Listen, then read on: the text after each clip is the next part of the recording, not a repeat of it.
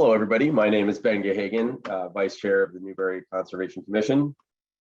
I would like to confirm that all members are present and can hear me. So Conservation Commission members, when I call your name, please respond in the affirmative. Brad Duffin. Here. Dan Streeter. Here. Pete Pecos. Good evening. All right. And as I said before, we are expecting, if this meeting goes long enough, for Mary and Brian to join us at some point. Frank, we are not sure about. Sam Holt, please respond in the affirmative. Yes. Thank you, Sam. So, good evening. This is the November 16th open meeting, 2021 open meeting of the Newbury Conservation Commission, and is being conducted remotely, consistent with the act relative to extending certain COVID-19 measures adopted during the state of emergency, which extends the governor's March 12, 2020 order suspending certain provisions of the open meeting law, Mass General Law 30, Chapter 20, until April 1st, 2022. This order suspends the requirement of the open meeting law to have all meetings in a publicly accessible physical location and allows public bodies to meet entirely remotely, so long as reasonable public access is afforded so that the public can follow along with the deliberations of the meeting. Please note that this meeting is being recorded and that attendees are participating by video and/or telephone conference call, and the recording will be available on the Newbury Access YouTube channel. Meeting materials were provided to the Commission members prior to the meeting for review. Applicants or the representatives may be called upon to speak and, if needed, share information to the screen.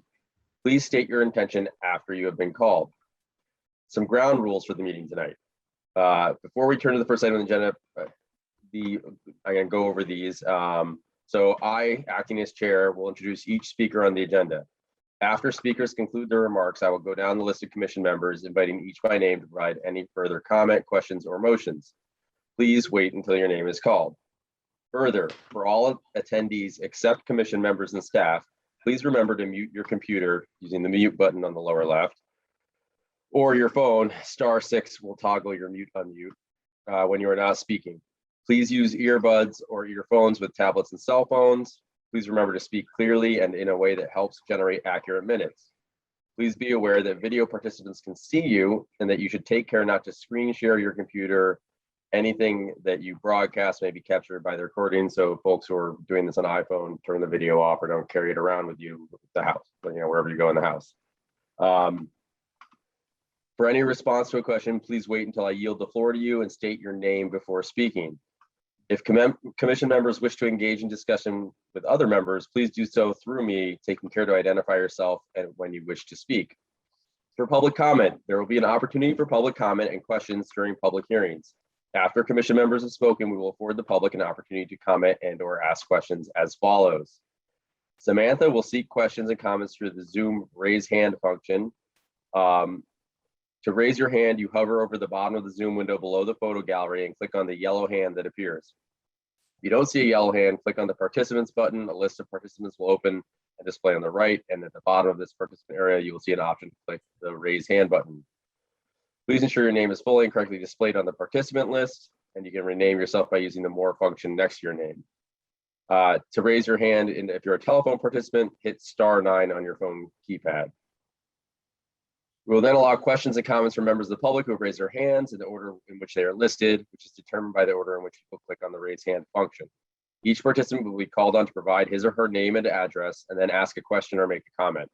I will afford the applicant participant or his or her representative the opportunity to reply. Your hand will be lowered when you have been given the floor for your questions. We will then continue down the list of those in the raise hand column and again afford the participant, applicant, and representative an opportunity to speak. Please note that the chat feature is not part of the official record and should not be utilized during this meeting. Anyone wishing to address the commission must do so through their video or audio connection. The chat feature is intended only for the use of the commission and its agent, and only for the purpose of communicating with individuals in the event of a disruption. Please also note that everyone is expected to conduct themselves in the same manner they would at an in-person meeting. Any disruptions will result in the removal of the disruptor to the waiting room, where you'll receive a direct chat message from Samantha regarding disruptive behavior. Once acknowledged, Samantha will readmit you to the meeting. Any further disruptions will result in complete removal from the meeting with no readmittance. And finally, each vote taken in this meeting will be conducted by a roll call vote. So all of that being done, we can now move to the agenda. I will note for commission members that our next regularly scheduled meeting is December 7th, and the one following that will be December 21st. Public hearings tonight. As I said, we're going to mess with the agenda a little bit and take Lewis and Jerry Carrier, 91 Northern Boulevard. DEP number, I believe, Sam, you did say there is actually a DEP number on this, even though it says there's not. Did we lose Sam? Yes, DEP was having some technical difficulties with their portal. It is 0501373. Okay, and then this is a notice of intent to construct a second floor addition on an existing single family home. Corey.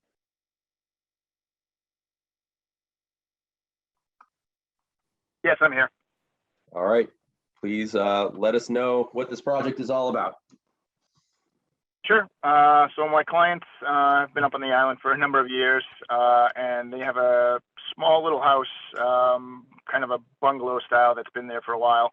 And they host a lot of friends and family, and logistics wise, it's been too tight for a long time. And a lot of their neighbors on Northern Boulevard have kind of tastefully done expansions here and there, and they figured this is going to be their long time retirement home down the line. And so they're hoping to be able to construct a second floor addition on the existing footprint. So the construction plans pretty much don't stipulate that we're going to be expanding the footprint at all. It's pretty much just tearing off the second floor, adding a second level, and building up upon the second upon the existing foundation.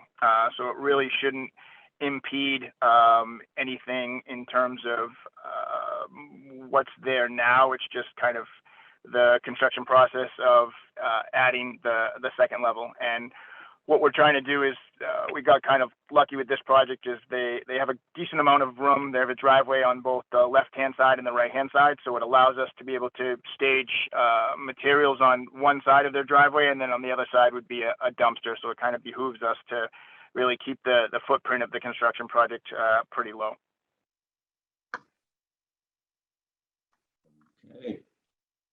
Yep, I'm looking at the materials now. If anybody would like me to screen share the plans and photos of the site, I can.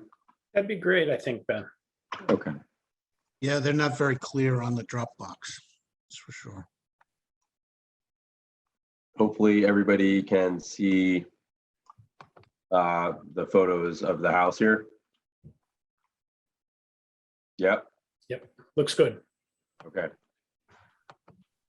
Sam, why don't you go ahead and let us know anything that you think we should consider before we start talking amongst ourselves?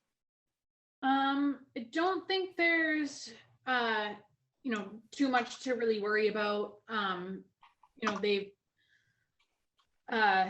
both the contractor Corey and I've spoken to Lois a few times, and they are aware that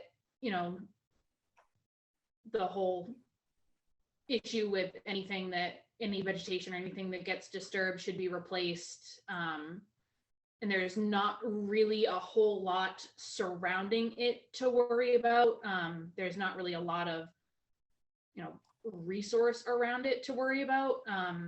So I don't have too many concerns about this one. Okay. In that case, I will move to the commission members. Brad. This doesn't trigger the 50% rule causing it to go up on pilings?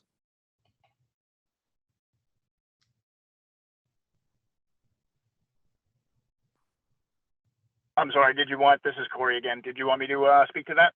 Please. Yeah, so no, the amount of square footage that we're adding to the house is below that.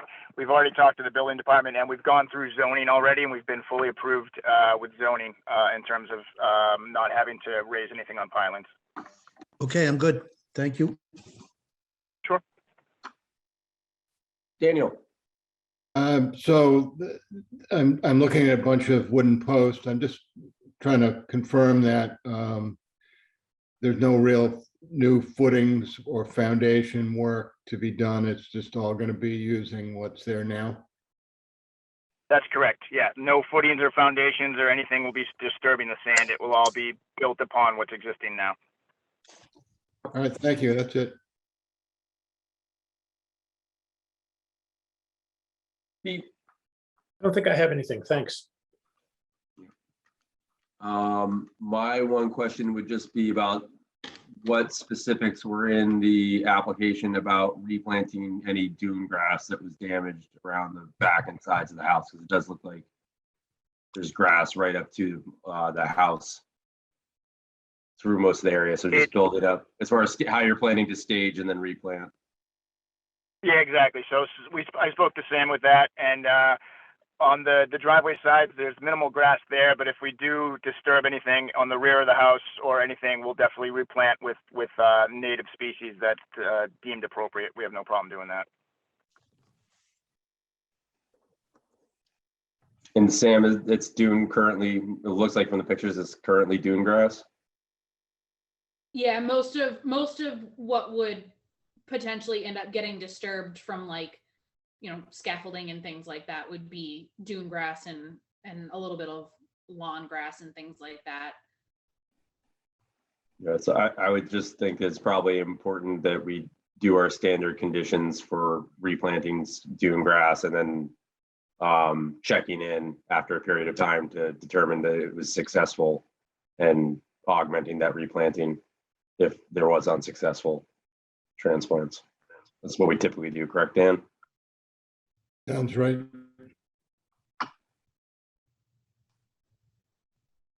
This is Corey again. Yeah, we're totally fine with that and totally understand that if anything did get disturbed, that would be on our responsibility to make sure it gets replaced with the appropriate materials.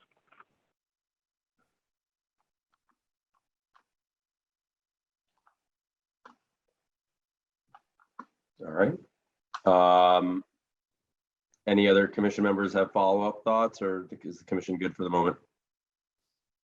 No, this is Brad. I'm familiar with this piece of property, and I've seen there was some work done to this last year to rebuild the porch on the front, right? Yes, this is Corey again. Yes, that was work we did on the front of the porch, and we kind of utilized the same thing. I believe we filed a small notice of intent for that, and we kind of did the same thing we're hoping to do now is stage materials on one driveway and dumpster on the other. And as you can see, the porch was a pretty good sized project, and it was minimal effect to the surrounding vegetation and whatnot. Yeah, no, you guys did a great job with that. I walk by there every morning with my dog, so yes, I'm familiar with it. Thank you. No, it's a good project. So are there any members of the public here who would like to comment on this project?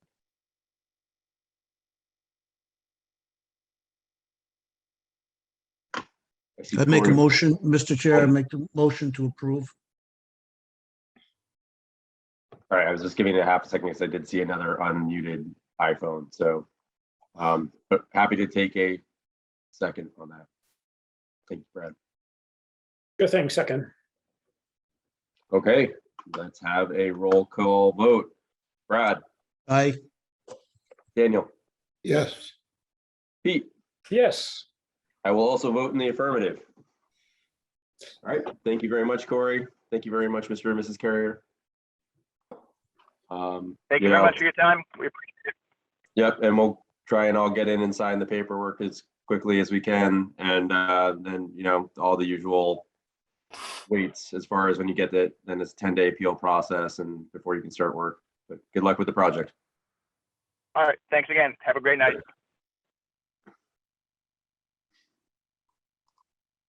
Okay.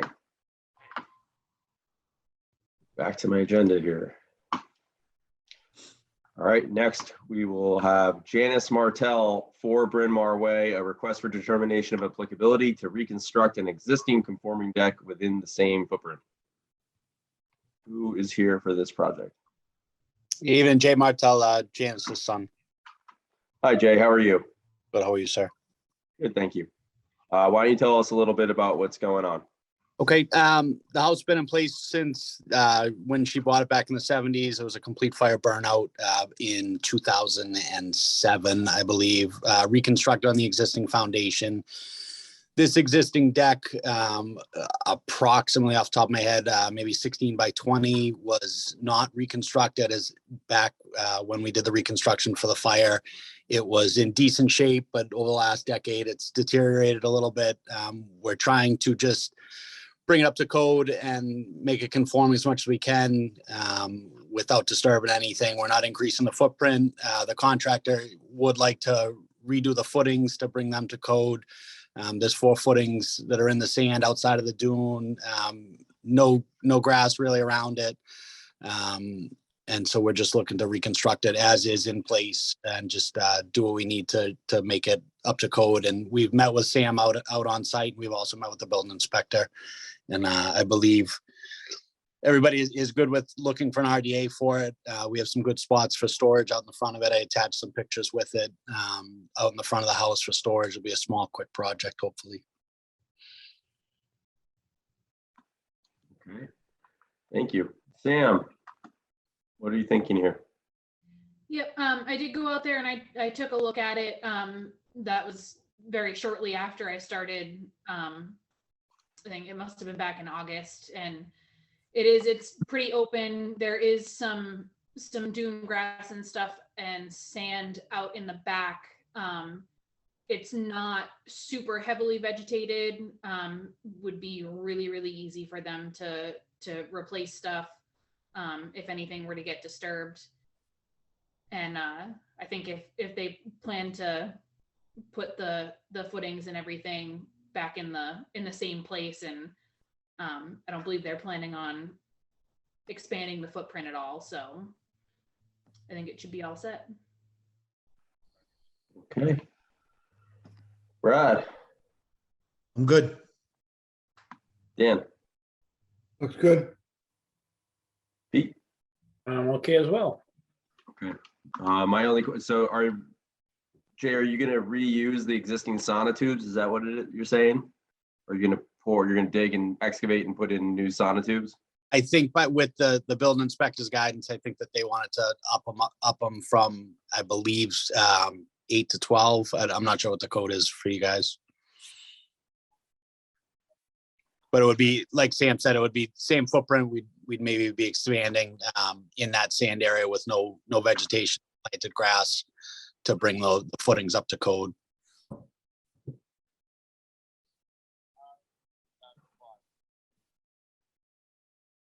Brad or Dan, do you have any thoughts about it on Bryn Mawr? I don't know the island as well as the two of you, but on Bryn Mawr, is this a good place for a diamond pier as opposed to the sonotube, or? It's either or. It's very sandy. That's a very sandy section of the island. It's just off of Sunset Drive. It's actually the first street off of Sunset Drive. So I would say it's not an issue either way. Diamond pier might be easier to put in for the contractor, but to change a footing from an 8-inch to a 12-inch is not a big deal. So I don't see a problem either way.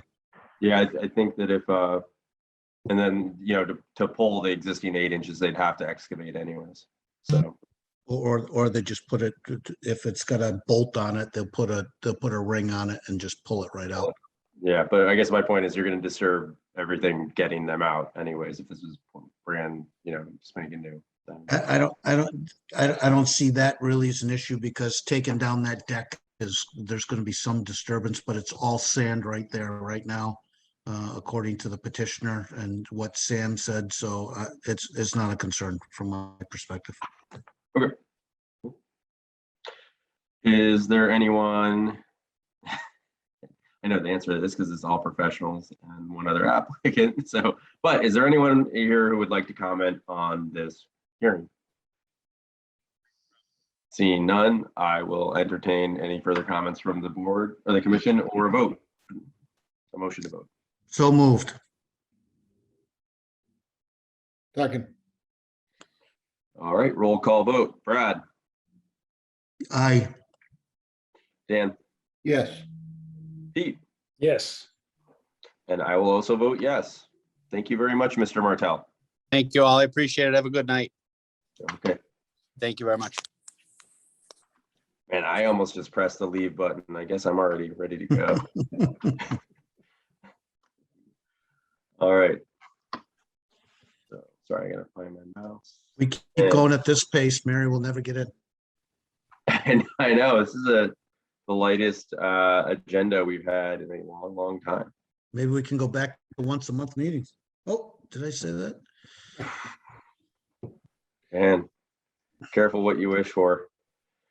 All right, up next, David Peng of 51 Southern Boulevard, request for determination of applicability to install a generator platform.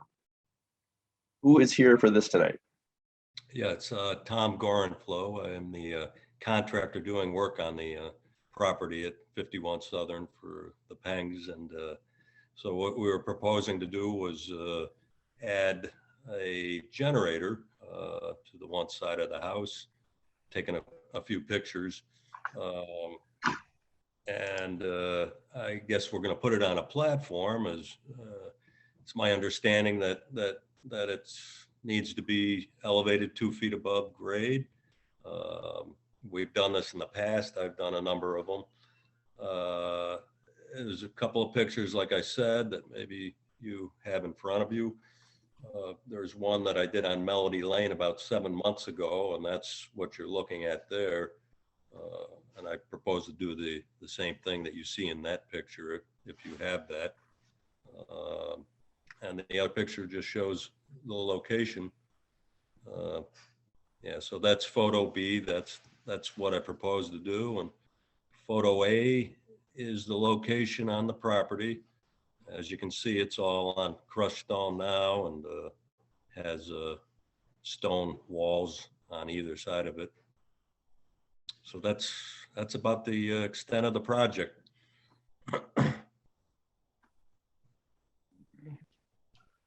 Thank you very much, Tom. Sam, any thoughts? Yep, I've been out there. Obviously, as you can see from the picture, there is not really a whole heck of a lot to be worried about over there, unless we're super worried about crushed stone.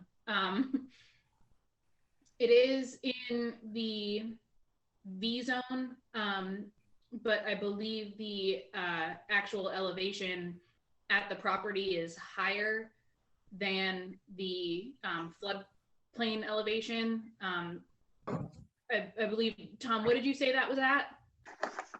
Well, the front of the house, I believe, is about elevation 20. Okay.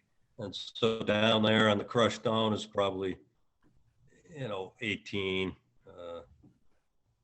Yeah, and the floodplain elevation is V16, so it's actually out of the floodplain. There's no vegetation around it, nothing that's gonna, get disturbed or anything. It's essentially all surrounded by, concrete foundation and retaining wall. So not too much to worry about in that spot.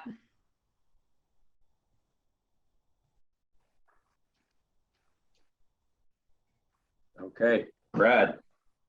I'm familiar with Mr. Garofal's work. It does impeccable work, and I would fully support this applicant for an RDA.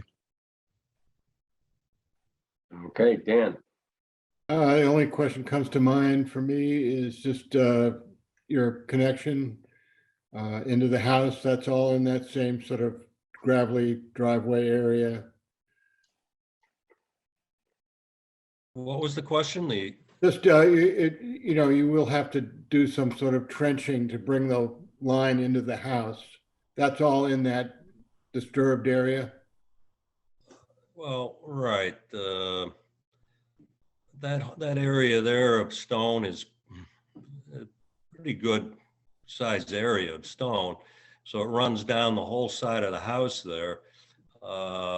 You can't see it in this picture, but forward of that picture is where we're going to come out of the basement with new steel gas lines. And the tanks will actually be located on the stone also, but we have to be a minimum of 10 feet away from the generator. So it'll probably be about 10 or 12 feet back from where that piece of plywood is. Again, it's all on stone all the way back to that point. And we're just going to come through the concrete block wall with a new gas line. So it'll all be exposed. We won't have to bury the gas line. It'll all be above grade. Electrical is buried or above? It'll all be above as well. I mean, it'll come out through the wall as well into the basement. There's an unfinished basement area. Okay. That all the utilities will come out of and tie into the generator. So Thank you. That covers it. okay. Pete, So you mentioned the tank. Where's the propane tank going to be? Well, hey, if you could back up from, if you're looking at that picture and you're in the position of looking at that plywood, it would be slightly behind you and to the left, right up against, you can see the foundation wall there. It's a white concrete block wall. So it'll be sitting right, against that wall, but it's not in the picture. I was too close with the camera, and so you wouldn't.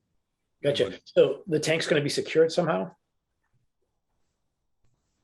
Well, I don't know. I guess however Eastern locates the tanks, they put them on usually concrete pads. I think we've seen them all out there. Yeah, Dan, does that need to be secured? Dan? in the V, Yeah. we typically ask for them to be secured. If in fact it's above the flood elevation, I don't think. Doesn't. Yeah, if it's not, if it's out, it's just that, but the fine print was that property has a V zone, but this exact location is above the floodplain. Correct. Okay, cool. Thanks. Yeah, it's up pretty high. It's probably, I would say, the highest property on Southern Boulevard.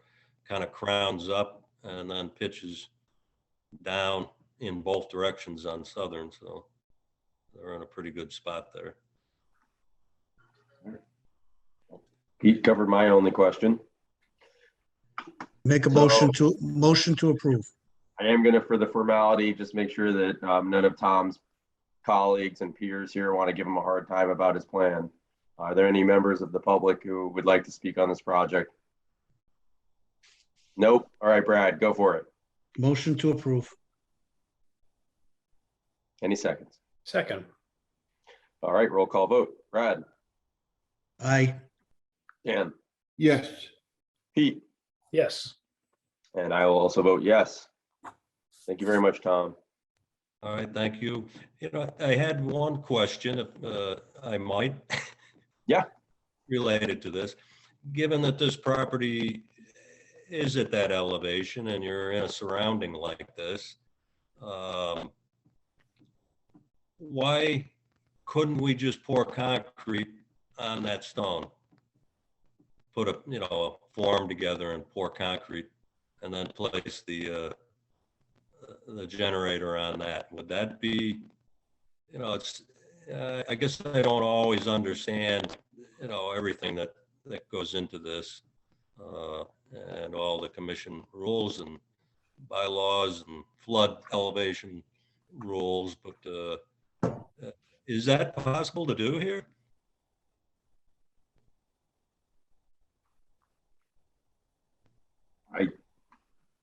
Dan, you know that all the stuff on the island better than me, and I don't want to put my foot in my mouth, but and Sam, I'm guessing that it came in this way because that was the initial advice. So initially there were some questions about whether he could do, have it on concrete or if it should be in, on that, that wooden structure with the posts driven in. I guess it's, where it is in the V zone. I know there is typically some questions with applications for things like, becoming projectiles, where this is actually above the floodplain. I don't know if, having it on a concrete pad would be more allowable, or if it would become an issue at any point. Just as a matter of information, Ben, we just approved this, so it is the way it is, right? Yeah. Yeah, okay, cool. Yeah, it is, yes, it is the way it is. If the applicant really didn't want to do it this way, they could choose not to do it and file a new RDA for a concrete pad. Gotcha. Right. Yeah. This is for, purely for my own purposes. I've been building out on the island for over 30 years now. And so I don't, always know exactly how to approach these things. And, clearly when I do something like this for a customer, then, I just try to get this done the easiest way. But in this case, I'm just wondering, what could I have done this on concrete pad there in this particular location because of the elevation? And just for future, if somebody were to ask me, I really don't know how to answer them half the time. Maybe I'm causing trouble, but I just wanted to know if anyone could tell me whether that's even possible to do on Plum Island anymore.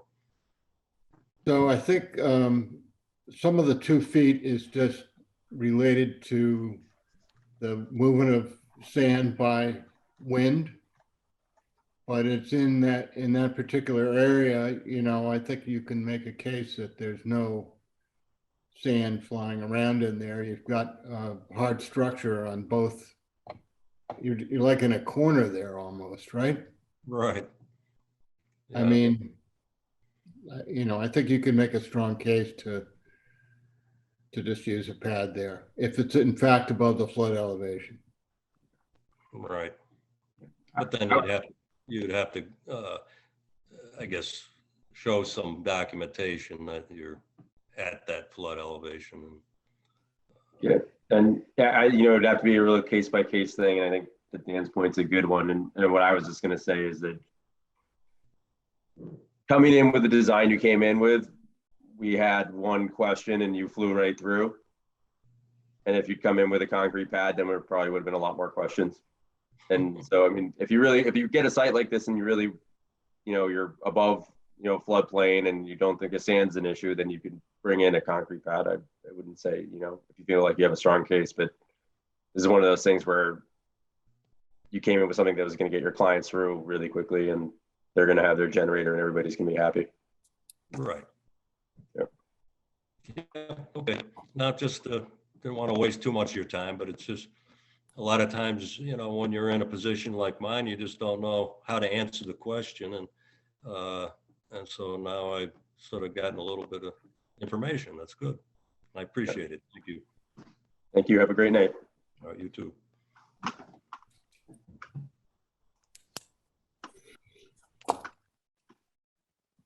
All right. Now I believe we're on to Mr. Connolly, Chris Connolly, 943rd Street, DEP number 050-1372. A notice of intent to remove an existing damaged retaining wall and replace it with a smaller interlocking block retaining wall. Work includes installation of a new pea stone driving surface. This is continued from the November 2nd meeting. Good evening. Everybody can hear me okay? Hey, Matt. Yep. All right. Yes, Matt Steiner from Millennium Engineering. I'm going to pull up my screen real quick so you guys can see what I'm looking at.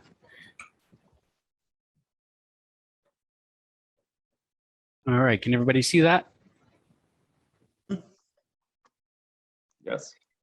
So some of you may be familiar with this project already. As I understand it, the applicant had come before you with an RDA to get permission, essentially an after the fact permit for some retaining wall work that he was doing on this site. And then after coming before you with the RDA, it was determined that he should file for a full notice of intent because of the scope of the work that was being done. So what I'll do, I'm going to start off a little bit backwards here. I'm going to jump to the notice of intent application and scroll all the way down here. the photograph here, you can see in this picture here, the original retaining wall was a tiered retaining wall, concrete, and was broken, crumbling and falling apart. The next photo that we have here is a photo from quite a while ago. I think that's an old station wagon in the photo. So you can see that historically the wall's been there for a very long time. There was a concrete walkway that was on the side of the old wall that was there. And then this is a photo of what was replaced just recently. So it's an interlocking block wall with a vegetative surface at the top. And essentially it is a little bit shorter in length, but a little bit taller in height because it's no longer tiered and now it's just one wall. So the length of the wall, linear footage of it has been reduced a little bit. And you can see on the right-hand side here, there's no longer the concrete walkway. Instead, when you switch back over to the plan, you can see here that what they actually did was they replaced the wall in this location here, and they instead installed some pea stone going down the slope here to access this underside here where they have a double door for the lower level of the building here. They always had access down here coming off of 45th Street on the other side. They could come in this way here, but by shortening up that wall in this location and removing the concrete walkway that was to the side of that, it opened up enough room in here that they could put in the little pea stone and have a shorter access to get down in here for access underneath. Pretty straightforward. Again, the only vegetative impacts that occurred during construction had to do with the planter area that was within the retaining wall itself. You can see in these photos. So these little planter areas here were disturbed. The wall extends underneath the existing deck and it comes up and it took a little corner here, and that's where the pea stone was put in on that side there. So that vegetative surface there was impacted, and in the new one you can see that they've revegetated on top of the wall. As actually it's shown in this photo here. You can see they revegetated up there. There's also some vegetation being put in on the lower area here that's starting to grow in as well. Other than that, I'm happy to answer any questions. I know DEP did just recently issue the file number, and the only comment they had was that they updated that they received the payment. They didn't have anything project specific listed on the comments, but I'm happy to answer any questions. Thank you, Matt. Sam, what do you have to say about this? I don't have any concerns about it, where it was the replacement of something that was already there, that was kind of falling apart. I do, if I'm allowed to, Ben, I don't know if I can. Mary did send me a couple comments for this that I can read if you'd like me to. Yeah, I think that'd be good. All right, and I when I was reading these earlier, I just want to preface this by saying I think that Mary might not have remembered that this came in as an RDA. It came in back in August, at the beginning of August. So she may not have remembered that it was based off of some of the comments that she made. So she said the site is in a V zone. She would not be in favor of a block wall as the blocks can become projectiles. This type of solid, also this type of solid fill structure does not meet dune standards. If it is a repair of an existing structure that has been there and was permitted or at least predates the owner, the current owner, I think I would be okay with it as long as there's no expansion, but would still have at least suggested a softer solution like plantings and biologs that would provide an opportunity for stabilization and would meet dune standards if it had been presented to us prior to construction. The retaining wall and patio at the lot corner are new based on review of aerial imagery, so the area does not have the benefit of a previous existing condition, and other solutions should be considered. And any planting should be from native coastal plant list. Okay, Would you like me to address any of those questions? please do, Matt. All right, so I can understand what Mary's saying, and absolutely, if this was coming in as a new project, I would agree with her on a lot of what she said. As I indicated here, we have a concrete pad that's below the deck with a double door access. So, doing some type of a sloped surface here with vegetation really wasn't an option. If we did that, we would have erosion in this area here that would affect that doorway as well as undermine the existing driveway. So there was a wall there before. The reason for the replacement, I think, is pretty evident that it was to prevent further erosion from coming down into that doorway area and undermining the driveway. The wall itself, as I indicated, is a little bit shorter in linear length. So it is less impact as far as having hard surface out there. And the actual block wall, we are really not concerned about that becoming projectiles. As you can see, based on this here, we're 150 feet from the back corner of the house to the rack line, and the ocean's on the opposite side where the wall is. So it would have to go through the building to pick up the blocks to then launch them. So it's really not a concern that they're going to become projectiles. They're interlocking blocks that lock into the course below it, and so they won't slide out. If this was a wall again facing the actual wave action, I could see that being a bigger concern. In this location, in this particular installation application, it really does work well there, and it fits in.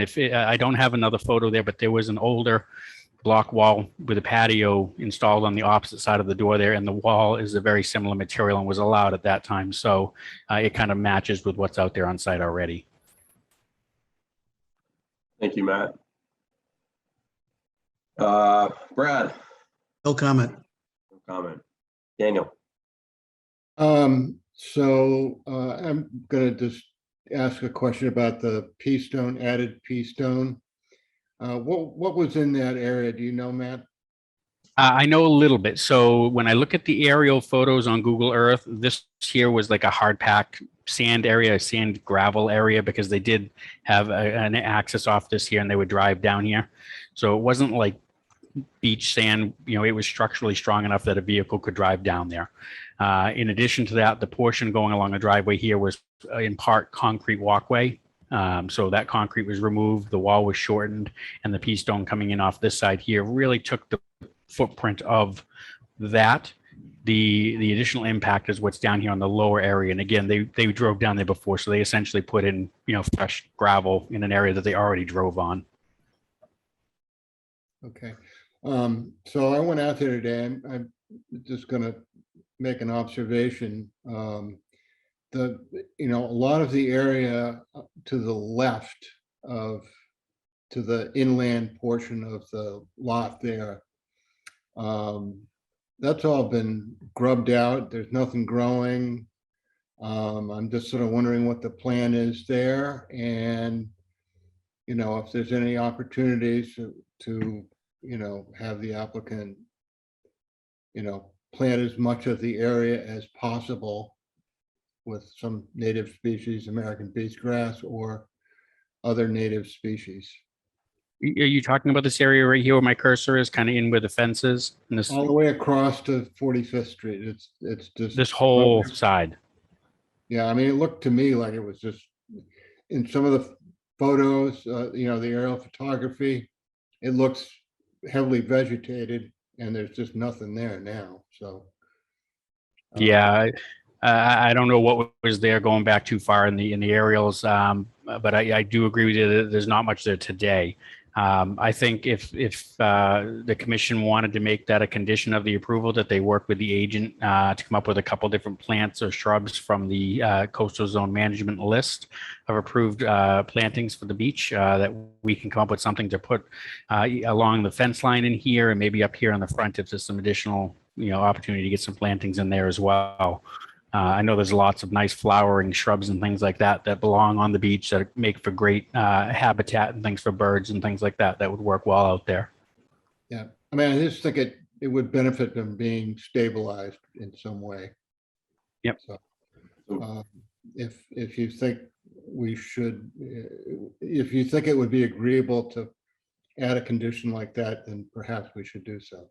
Yeah. And just doing the quick math, it sounds like they reduced, well, it's not to code, they reduced the square footage of the retaining wall and vegetation by 150, but then they added in 1450 in gravel. So you thinking something like 1,300, 1,200 square feet of plantings?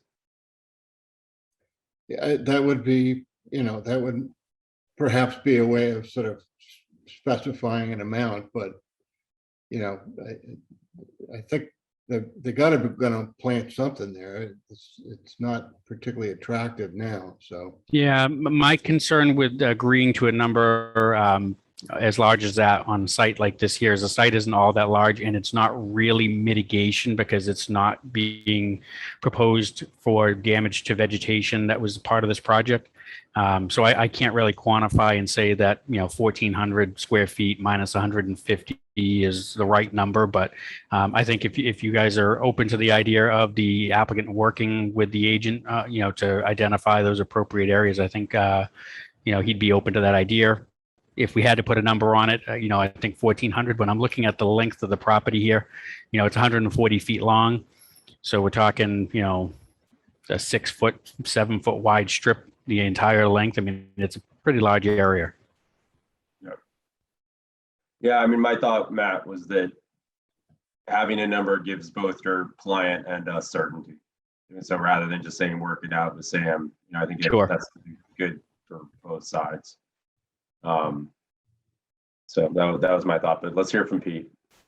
I like the idea of something being planted there. I think it's now just a matter of figuring out what that number looks like. So that's it.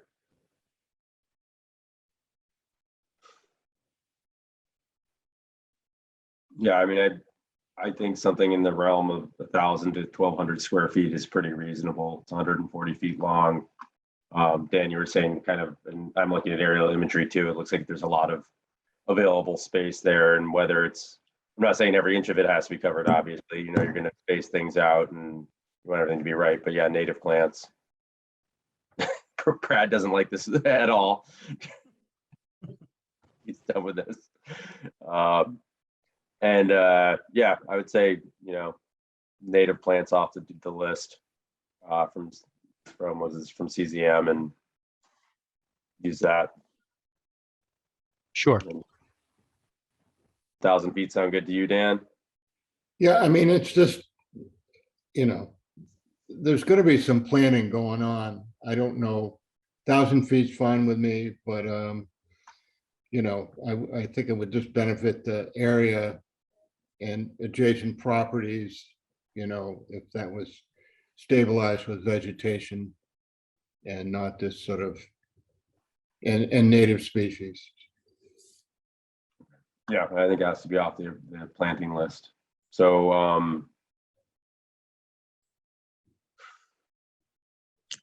yep, I think that would be a condition where prior to doing the work, a planting plan would need to be submitted to Samantha and need to conform to the native species list. And we need that for the final approval. Is that how we want to condition that? Sounds good. Sam, did you get all that? Yes, Sounds good to you? yes. And you're good with that, Matt? I am. That's reasonable because the cost of plantings down there, dune grass stuff is not all that expensive. So I think it's very reasonable. Okay. All right. Anybody in the public? Nope. All right. I will entertain a motion. He's back. Trying to eat my dinner while I work. All right. All right. Who wants to make a motion? Move to approve with that condition we just mentioned. Second that. All right. We'll proceed to the roll call vote. Brad, Aye. Dan, Yes. Pete, Yes. yes for myself. Thank Okay. Thank you, Matt. And I appreciate you being willing to punt this last meeting. Thank you. Oh, no Thank you for problem. that. No problem. Thank you again. Have a great night. You too.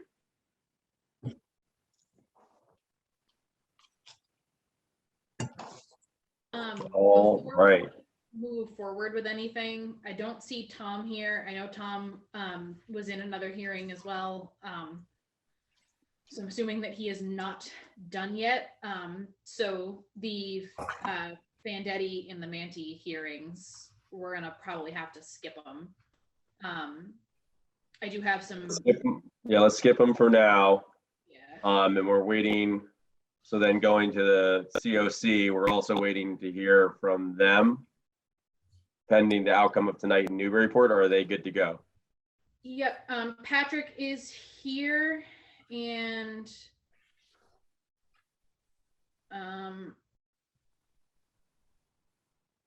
sorry, I thought I had something from Mary about this, but maybe I don't.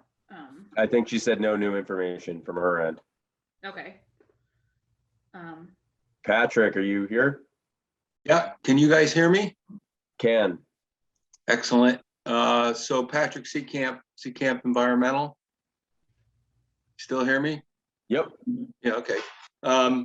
We did have a meeting tonight in Newburyport. The Newburyport Commission did actually vote to approve our certificate of compliance request on the project, if you will, which is mainly located in Newburyport. The portion that we're here tonight for Newbury is the mitigation area, which is the natural planted area that's serving as both floodplain mitigation, not floodplain mitigation, but an additional floodplain area that didn't exist in the Little River watershed prior. And so I had a site walk with Mary on October 29th. I think I can speak for her that she thought things looked great. It's really a pretty well-established wetland floodplain community at this time. Mary's only comment was she thought it was time to pull the silt sock erosion control. We have done that. All the plastic that was part of that has been removed and disposed of properly. And at this point, we're looking for a sign off on our order of conditions and hopefully get an issue of a certificate of compliance tonight. Great. Thank you, Patrick. And yeah, I think Mary did say all of that in our meeting on the 2nd. I remember her saying everything that you just reminded us of. Sam, you're just not covering this, correct? Yeah, I had a conflict of interest with this one. I didn't have anything to do with it. Right. Okay. Thank you for reminding me of that as well. So barring any comments or concerns from the rest of the commission, I'm willing to entertain a vote on this. Move to issue the certificate of compliance. Second, Roll call vote. Brad, approve. Daniel, Yes. Pete. Yes. Yes, for myself. All right. Thank you very much, Mr. Seacamp. Yes, thank you all and have a nice evening. You too. Okay. So, extension. Dave Manti, Mr. Manti, how are you?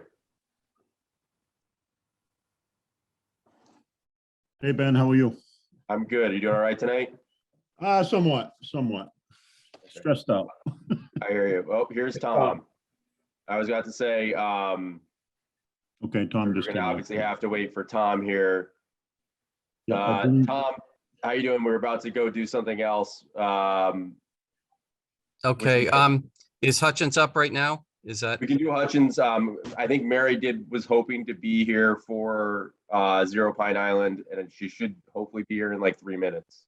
yeah, she was behind me in Newburyport. So my guess is you probably got about 20 minutes for her, but if you wanted, I just don't have any of my presentation materials up yet. So if you have another agenda item you want to jump to and then come back to me, that Okay. might make things go a little smoother. Cool. I was just checking with Mr. Manti that he wanted to wait with you, and then you popped in. So Yeah, no, he texted me, but I had a huge item on the agenda over there. So we just got finished. all good. Okay. Thanks. Then we will move to extension permits for the moment. Susanna Gordon, 237 Middle Road, DEP number 050-1195. A request to extend the order of conditions issued on March 24th of 2016 to construct a raised platform for temporary boat storage, a gangway, and a bottom anchored seasonal float within coastal resource areas. This is the second extension permit request, and the current extension is due to expire on March 24th of 2022. Sam, Fill us in. So this one it's been open for a while. They did get one extension for it back in 2019, and no work has been completed for it yet. It is based off of the plans. Essentially what they have set up over there, or what they have proposed over there, is the dock and the gangway across about 500 feet of marshland. So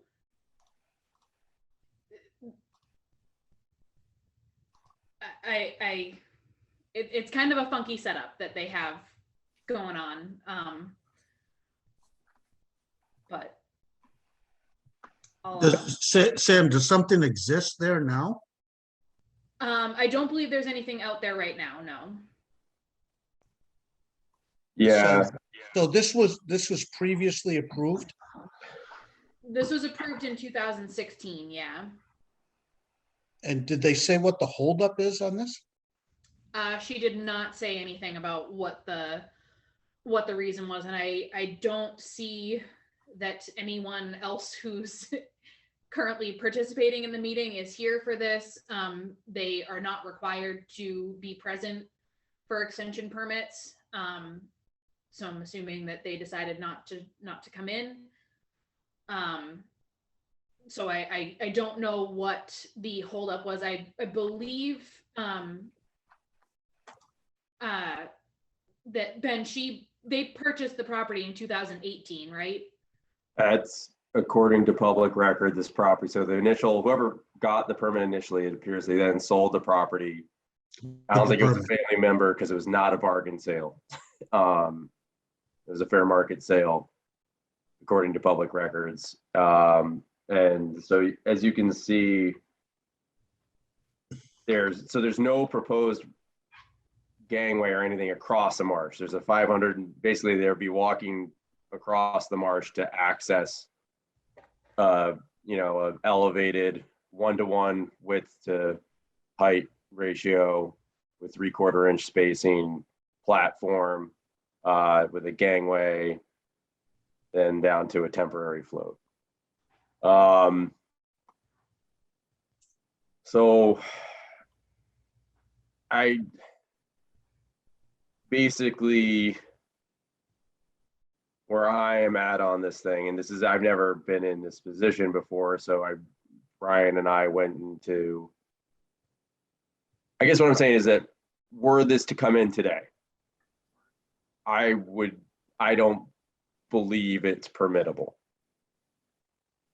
Why is that, Ben? I think for the same reasons that we'll be talking about in a little while. I think that there's no way to say that you don't have an adverse impact on the salt marsh here, and you have an adverse impact. So strictly under Chapter 10 and not getting into any of the ACEC things, you have an adverse impact to the salt marsh here. But the previous members of the commission approved this? The 2016, yes, the 2016 commission did. Is there just to educate me, excuse me, is there a limit on how many times that we can extend this? I believe in Newbury, we say you get 2 extensions, so this would be their final extension. So this would be the final extension? Yeah. According to the act, if you go to extensions of orders of condition, orders of resource area delineations here, that you can extend the order for 1 or more periods of up to 3 years each, except as otherwise provided, et cetera. But then it says the issuing authority may deny the request for an extension and require the filing of a new notice of intent for the remaining work or a new abbreviated notice of resource area delineation in the following circumstances. 1, where no work has begun on the project, except where such failure is due to an unavoidable delay, such as appeals and the obtaining of necessary permits. We don't have a representative here tonight, but I mean, right. That does not seem to be the case here with the 2016 filing. And then 2, where new information not available at the time the order was issued has become available and indicates that the order is not adequate to protect the interests identified. in chapter 131, section 40. So I guess where I fall on this is I feel like I think that 8B, that's kind of my situation with this, is that we have new information.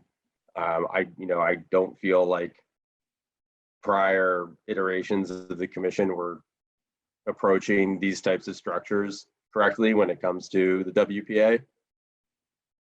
So that would be the new information available. I do think it would have an adverse impact, and there doesn't seem to be any evidence of any unavoidable delays in constructing this. We could. And Go ahead. just a question, Ben. If I read 8A correctly, it says for one or more periods, so it doesn't limit to 2 periods, correct?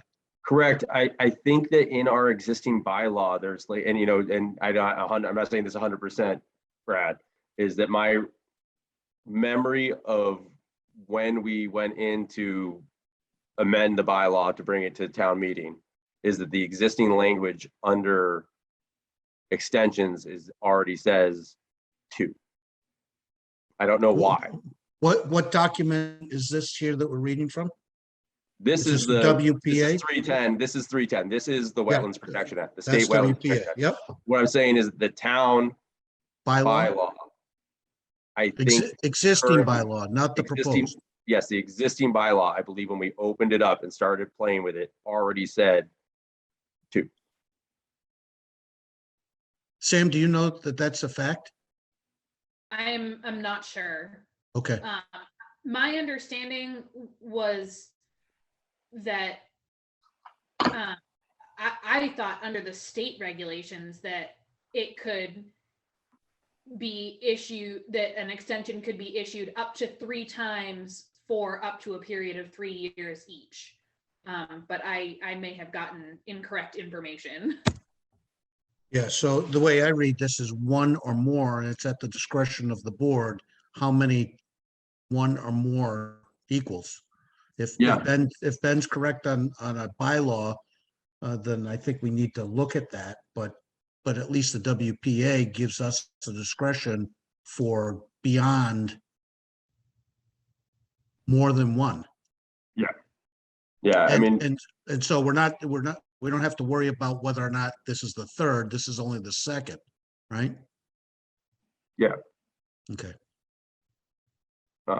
Yeah, and I mean, I'm not telling anybody here what I think they should do. I'm just, when I've been thinking about this, I feel like it would be very hypocritical of me to approve an order of conditions, but that's based on how I view this situation and the general situation of structures and salt marshes, ACEC, all of that. So that's where I come down on it, and I think that each commission member needs to make their own decision about it. I don't like the idea of not extending a permit. I don't recall us doing that in the past, but it's where I am on this. And I really wish that there was somebody from, a representative or the property owner was here tonight. And I don't know if we can just get in touch with them and maybe have them come in at our next meeting rather than make a decision this evening. Would that be the best way to do this, Ben, is to ask them to come before the commission because of the difficult position that we're kind of being placed in, because we're kind of going by a new standard. We've accepted a new standard. And But have we, Pete? Have we accepted a new standard? I think we've stepped into that. I think that this conversation started maybe a year and a half, 2 years ago, if I remember right, Dan and Ben. Yeah, probably the fall of 2019, summer of 2019.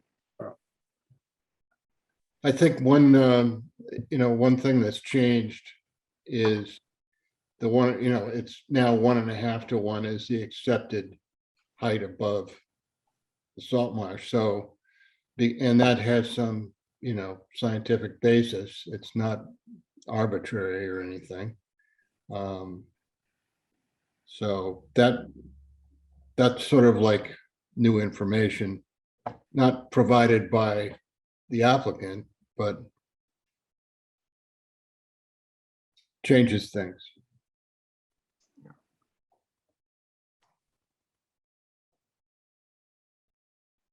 Yeah, I would,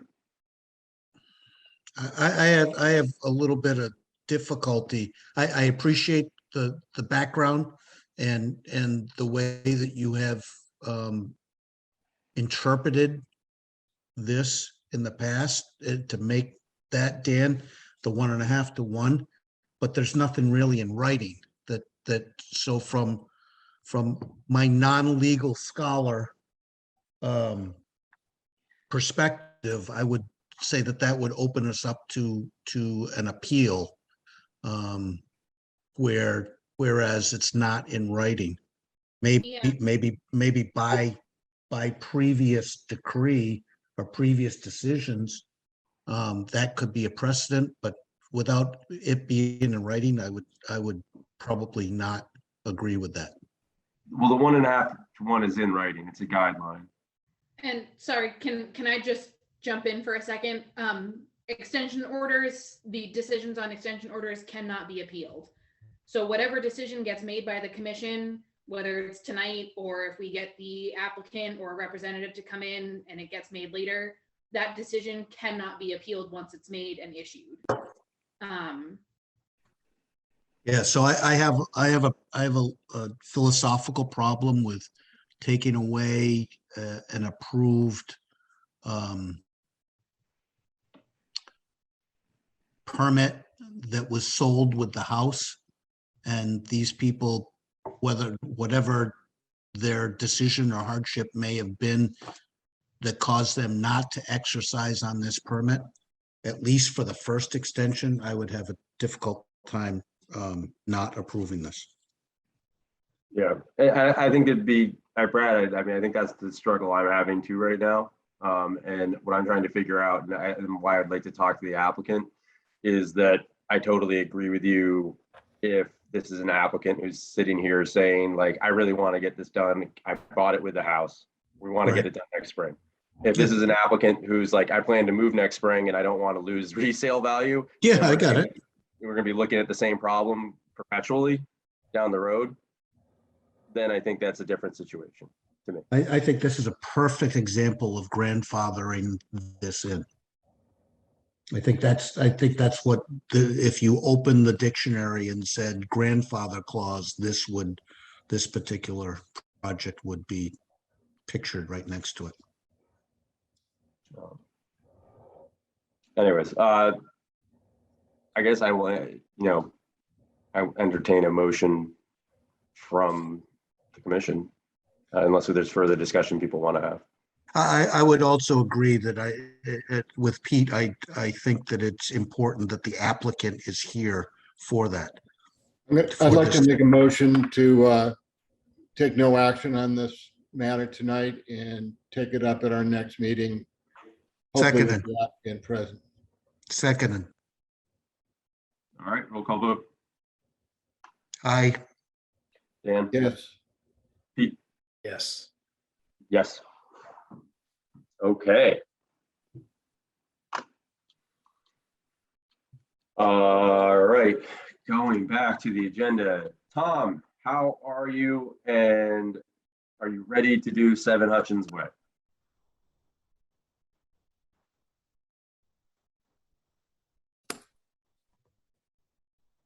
Tom, you on mute? He may be eating his dinner too. No, I'm not eating my dinner. Last meal I had was breakfast. All One of right. these days. All right. Let me just do my part first. Sorry, you weren't getting your headshot in there. So Gerald Vendetti, 7 Hutchins Way, DEP number 5050-1370, a notice of intent to replace an existing single-family home with a new home elevated on pilings. Continued from the November 2nd meeting. Tom. All right. Thank you. Tom Hughes with Hughes Environmental here on behalf of Gerald Vendetti. So what I would like to do, if it's okay with you, is share my screen, in which case you have to unshare yours. All right.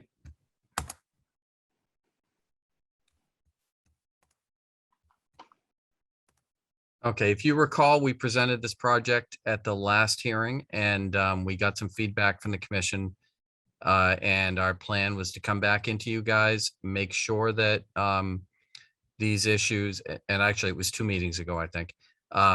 Make sure that we've addressed your issues, and then we're going to want to continue to the next hearing so that the zoning board can have their hearing, make sure it goes through cleanly, and then come back and close out. If there are any issues that we need to address, then we would obviously take care of that between now and then. But I think we caught everything. What we've done is we have added in shrubs and a tree, native. These are bayberry and or beach plum, although what we would like to do, they are labeled as native shrubs, is just based on confirming availability, provide the final plant list at the time of the pre-construction meeting or prior to. And this would be a red cedar, but again, same idea. Just make sure we can get them, or if they change their mind to some other native that's suitable that the conservation agent is okay with, then we would stick with that. But the idea is woody plants to offset some of the impacts, which if you recall, that we've got some woody vegetation that most of it that's coming out is the result of it growing like into the chimney of the existing house and places where it's kind of difficult to do anything with. We show a dumpster location right here. The other thing, I thought I had sent you the right profile views, and I think I only sent you the ZBA application. So here's profile views, which I actually just downloaded from the town website. And I just forwarded this plan set to Sam by email. So you do have this now into the record. But as I indicated to you before, we've got the 2 feet clear, but this, the idea with this structure is that these guys are not getting any more mobile. In fact, they have mobility kind of impairment issues currently. And so they're trying to have sort of 1 floor of main living. There is a small second floor here, but it's really kind of more of as low to the ground as is reasonable, given it's in a dune system. The site is fairly well mounted, so it's still resilient with regard to flood and complies with all the flood standards. But so I've sent this whole set, but I think these are good kind of views of the project. Let me just bounce back. So there's a garage on the front. Again, everything's elevated. We've got another side view. Just more details. All of this has been submitted into you. So with that, I guess what I would do is ask the commission if you have any questions, or if there are any things that we still needed to address that we've not. And if we're good, then we would look to continue to your next meeting. Thank you, Tom. Sam, anything new on this? No, I did actually, I just checked my email and these did come through. So I will put those in the Dropbox as soon as we are done on the meeting. I keep getting notifications that my internet connection is unstable, so I'm trying not to touch my computer very much. But I will get those put in after the meeting. And I don't really have any other questions or any comments other than that. Everything else is in the Dropbox that was received from last week. So. Thanks, Sam. All right. Brad, Thank do you have any other? Yeah, Tom, what's the square footage of the structure? Let me see if this is the original plan. I can pull up the other one. So the existing building is 1145 and the proposed building is going to be 2937. That's not the floor area. That's just the coverage. It's a big coverage because it's single level.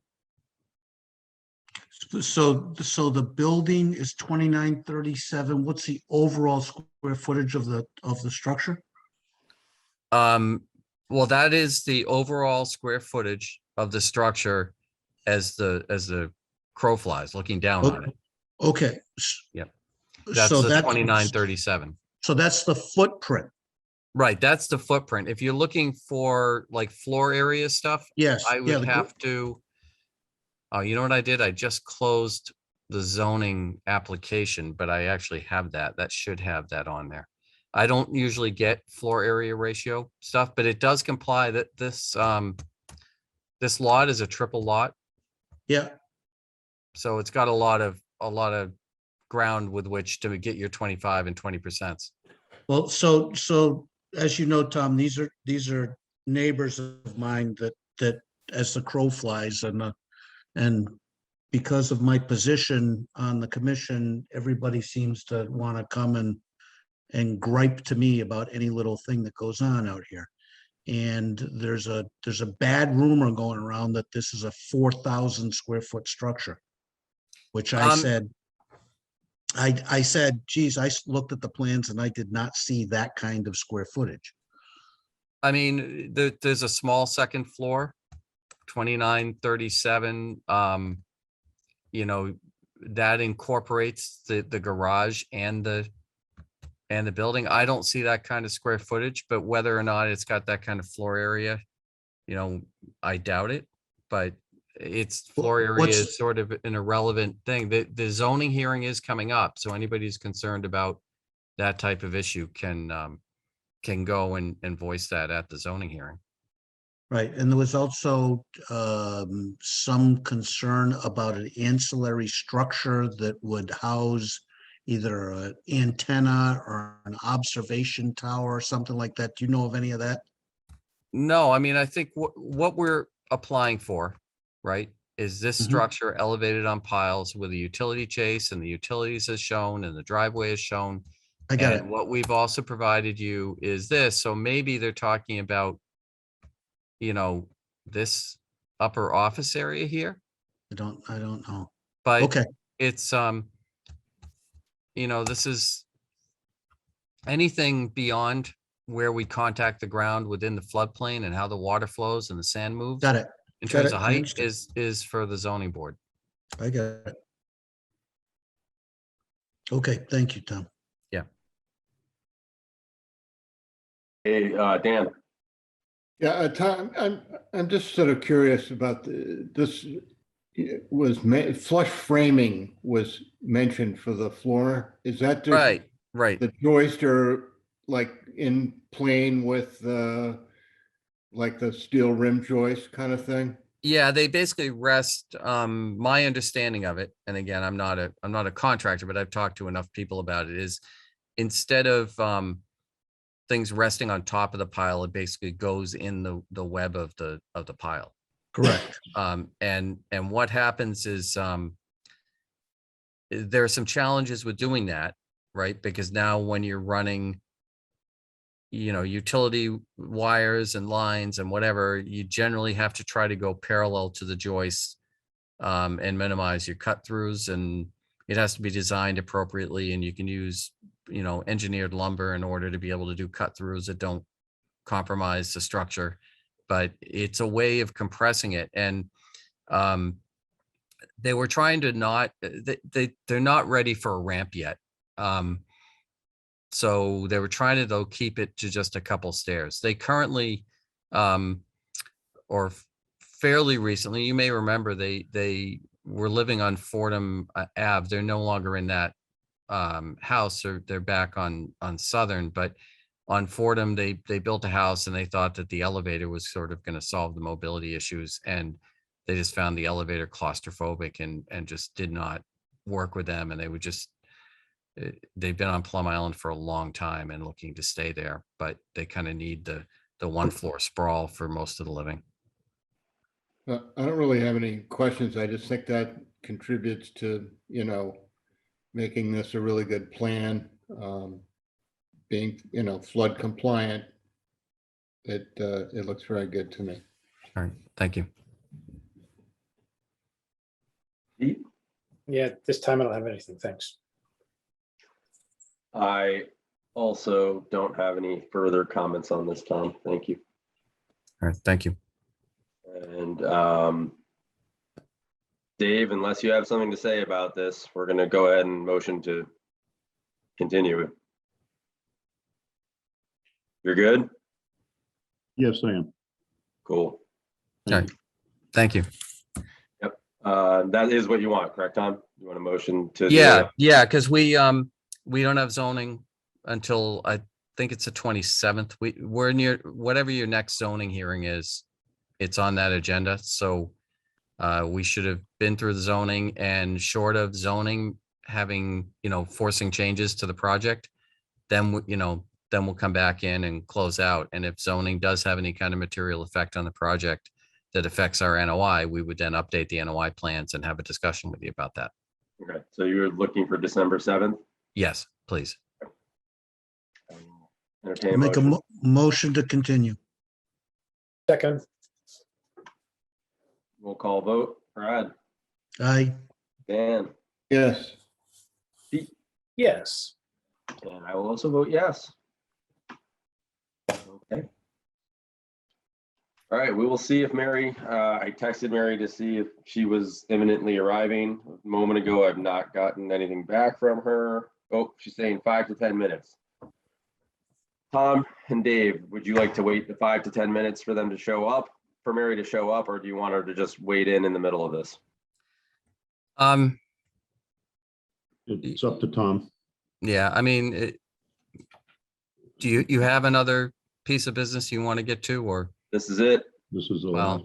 Well, why don't we just go to it? And if Mary gets here on time, I can re-review anything that that we need to. Okay, hold on a second. All right. I do So- apologize for that, Tom. I know when I talked to you earlier, I told you that Mary was the only one who was gonna be late, and then after that, I heard that we were gonna have a couple other missing people.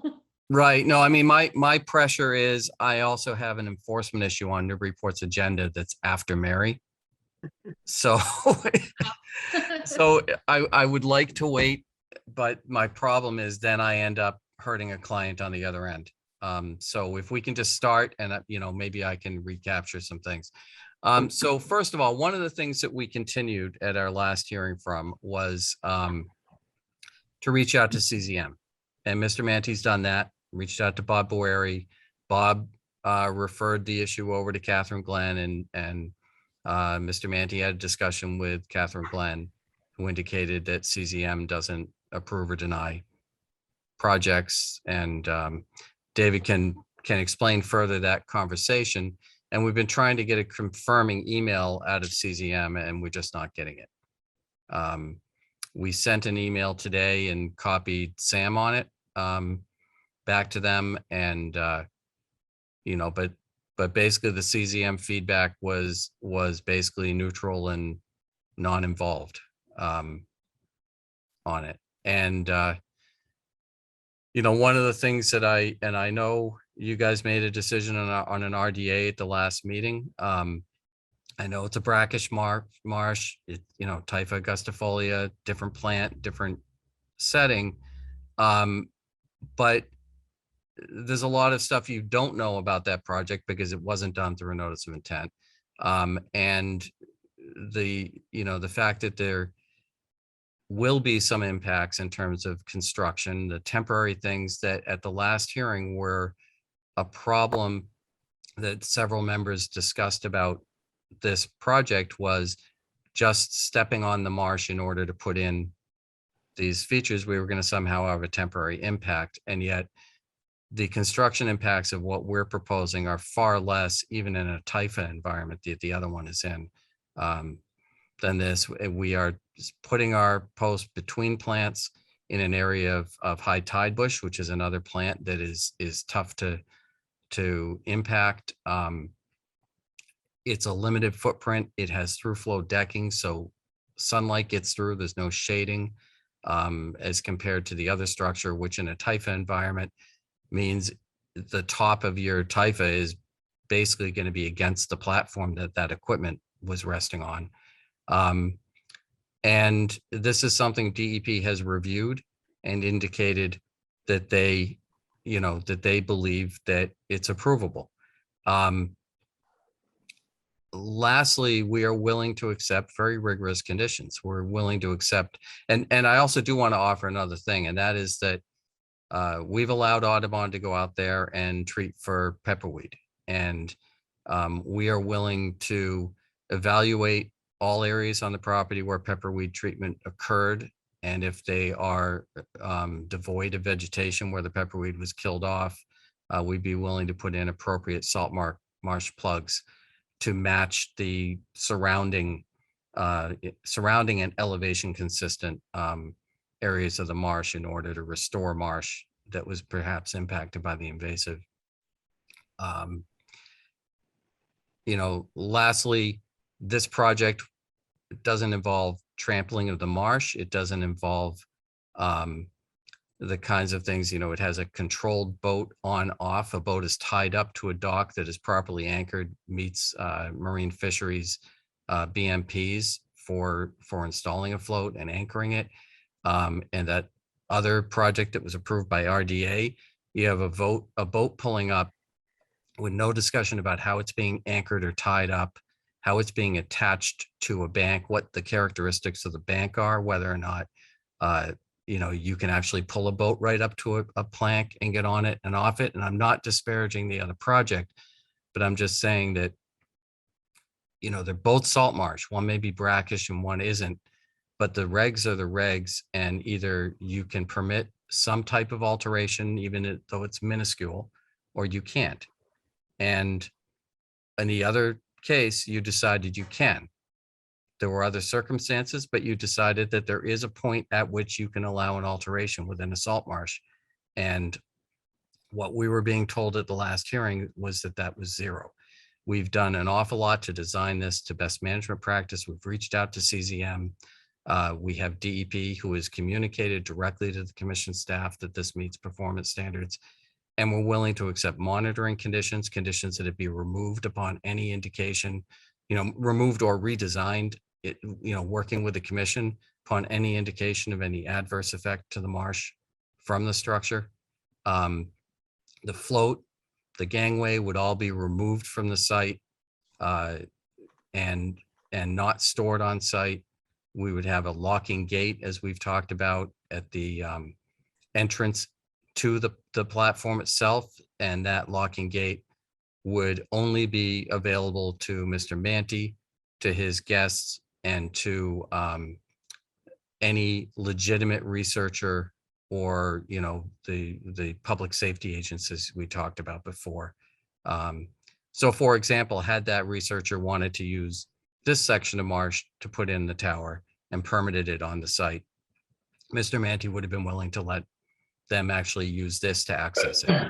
So, and if a future researcher were to do the same and take the burden of permitting whatever they wanted to do within the marsh with you guys, this could be an opportunity to get an area that is further away from some of the variables that a location right near a high school and all that might give you with regard to CO2 impacts or whatever they're researching. But regardless, we have come up with a design that meets marine fisheries standards, that is pretty close to zero impact, that allows Mr. Manti to safely access the property and enjoy the property that the town sold him. And we're willing to work with the commission to improve the marsh productivity on site by planting plugs and restoring areas that are devoid of vegetation. And there are some areas out there that are bare spots. And I'm sure if there was pepperweed that's treated out there, there's going to be others as well.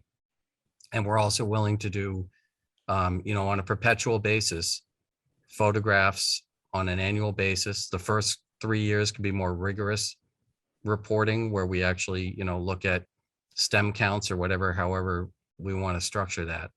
And then down the road, we can, have annual photographs. And if there's any indication of damage to the salt marsh, Mr. Manti would then agree to work with the commission to either, if it's something with the design that's causing it, adjust the design. Or if it's just the fact that the structure is there and causing an impact, then it would be removed and any impact restored. So, you know, and we could even talk about, you know, the other project you were looking at was a 5-year revisit. We could talk about revisiting this every 5 years. I think it was the 3. So with that, I'd be happy to open it up to any questions or discussion with the commission. We do have Brian and Mary now.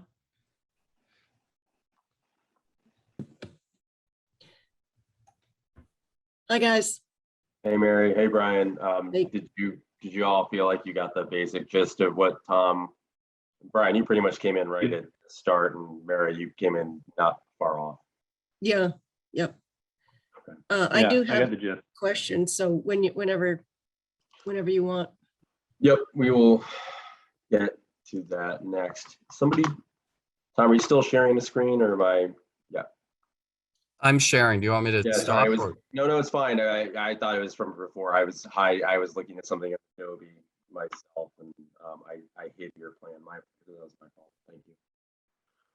Okay, Sam, I'm guessing that you don't have any updates, any communication from DEP, CZM, or anybody else. No, I have not heard from anybody, and I just checked my email to, you know, see if anybody was doing any late night work, and there is nothing in my email from anyone, so. Yeah, I would like to stress, if the CZM communication is critical, I mean, we have been in touch with them and we are expecting to get some type of email confirmation. We would certainly like an additional continuance to be able to get that, if that's a critical component. Yeah, I mean, from my perspective, Tom, I basically put it out there. If they said yes, I would vote yes. I will say that I expected something, especially David did tell Sam, conveyed this discussion with Sam, with CZM to Sam, and Sam conveyed that to myself and Brian. And having not received a letter yesterday from y'all, I did contact Bob Boeri. And I wouldn't say that his conversation with me was exactly the same as the one that Dave seems to have had with Catherine, where he said his was more that they just don't, his wording was more that they do not issue letters in favor of applications, I think was his exact words. Right, which. And that he did not, and further that he did not feel this to be a permittable project. Okay, so that, we have not gotten one, official. yeah, I understand it. One difficulty I have is if CZM is not willing to issue letters that your policy is asking for, then I do think it's a need to revisit the policy, because The policy does, so I mean, I don't think the policy applies here, Tom. Okay. It came in before the policy. No, I understand that, but I do think that's something to consider, right? When you guys wrote that, you assumed that CZM would provide something they may not be willing to provide, so. No, when we wrote that because CZM can't provide things. Okay, And we were trying to provide applicants with a reasoning by which we felt these structures that were not permissible, so that they could understand that. Yeah, so I mean, no, I think that's, at the heart of things is a CZM, unless it triggers Chapter 91, MIPA, or PC or Army Corps PCN, right. they don't get to say anything. That's the whole issue at hand here. Where Right, no, right, no, and I understand that, and you and I can go round and round. I mean, I think DEP's position historically and consistently has been that Section 10 in situations like this are viable and allowable. But I know you and I disagree, and we don't have to take all night going over that. Yep. So anyways, that was just, I did want to, and David, I see your hand. Do you want to wait until the other commission members have things to say, or do you want to speak now? Well, I just wanted to clear up the Catherine Glenn, because you implemented me in the conversation. Yep. she said CZM cannot approve or deny a project. And also Kyle Lally from DEP, he said the same thing, that CZM does not approve or deny projects. So that's the way I was worded it. I don't know if that's the same wording that you're interpreting as, but I got it that they don't have any authority to approve or deny a project.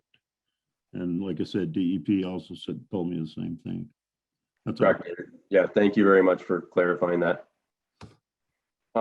In that case, I will go ahead and go around the horn here. So let's turn everything on its head, because all night we've been going to Brad first, give him a breather. And Peter. I am very interested to hear what actually other commissioner members have to say, so I'm going to just hold on for a little bit. Okay, Mary. Yep. Okay. So, and as far as CZM's role, they're advisory and they're federal advisory essentially. So if this requires a Army Corps permit, then they would have to weigh in on our consistency review at that point. And I think, Brian, you were just looking for an advisory opinion, not necessarily a approval or denial. But I do have some comments on the plan itself. My first one is, I know the plan was originally submitted to DMF, but the letter we have from, that's Division of Marine Fisheries, is dated March 10th, 2020. And Right. this plan is dated April 20th, 21. So my question is the revised plan been submitted to Marine Fisheries? I believe we sent it in. Has this plan been submitted? Because we don't have any comments on this plan. Yeah, I mean, so the comments from Marine Fisheries on the first Had to do with plan. had to do with the lake, not bottoming out at low Right, tide. right, right. That's the main And all thing. of that went to Marine Fisheries, and they I believe this went to them. I can send it over to them I think again. we need but- to get them to sign off on this plan because there's a whole lot more detail on this than what they Right, no, originally which did. is why Mr. Manti brought us in, was to Yeah. provide that level of So- detail, but yeah. they did give kind of a fairly straightforward list of what had to happen. Right, they may, we- their opinions might vary once they see the layout of this. So Okay, it would be helpful to have that from them. If they're good, that's great. And you've checked that box and that's Sure. it. right. And my again, other- DMF is also sort of advisory, but they're advisory within the sense of the regulations of the Yeah, Wetland and- Protection Act. So I And get the that, yeah. commission will go by what their requirements are for protection of fisheries. Yeah, yeah, So yeah. that's, we need to do that. So Okay, also, if you can go back to the plan view here, the plan relies on LiDAR data to establish mean high water. And so, but well, then not entirely. you have this separate line that says vegetation line located in October 2020. So I don't know what that means with respect to, what does that line mean? okay, so this area, all of these grade shots, all of these are done on ground. Mhm. And then this area here were areas where once we process, we realized that, our lowest spot grade is 4.3 right over here, right? We're at 4.7. Mean high water is 4.1. So in Based order to on get what? That's what I'm not sure how you're getting what mean high water is. the tidal epic, and it's consistent with the vegetation. So but- what is the vegetation line that you're showing at around 4.5, 4.6? What does that mean? Okay, wait, hold on a second. So the vegetation line located, so this was an area where we had water that was coming in. So I think this is not the end of vegetation. There is vegetation out here, but it was a line that the surveyor picked up as the water was coming in, which is why I think we have a few different shots there. It probably varies by 1/10 because you're putting a survey foot on marsh, which is a fairly soft surface and going in. But so the vegetated area in this area here where it's higher was where we had some high tide bush. And I think there was even some pepperweed in that area too, but Because the photos show alternate flora. And I was wondering whether. Yeah, no, that- there's definitely line- alternate flora all over the site. I looked for a place where there was no alternate flora to try to locate this, or where the alternate flora was lacking in any kind of strength or density. Which is why this location in particular was chosen. And the spacing of the plants in this area is such that we can get these 2-inch piles between plants without actually impacting a plant directly. Right. So I normally for riverfront area, which this is, and for a bank, or for edge of salt marsh, you would actually put flags out and locate the flags. And I'm just interested that you have some kind of vegetation line that doesn't really, I'm not sure what that means. Yeah, no, and that's It's going to be critical, because if your piles are below mean high water, then that's going to trigger Chapter 91 and what you're trying to avoid. So, and potentially different way of looking at the impacts. So I just want to understand what those are. Yeah, no, and then so the way the LiDAR is processed, this is really detailed LiDAR that's available for this area. Plum Island and the Plum Island area, including the salt marsh, has been heavily LiDAR'd. And the LiDAR is processed and then rectified so it's entirely consistent with all of these grade shots on site, so that you've got a high degree of confidence of what you show from LiDAR on this It's side. just that it changes. So you're relying on 2014 data. Right. I mean, if that's So- critical, now granted, we're past boating season. But we can further define that before installation with on-ground survey. The problem is, again, it's a little bit of, in current conditions, to access the site, you have to be at kind of a little bit above a mid-tide.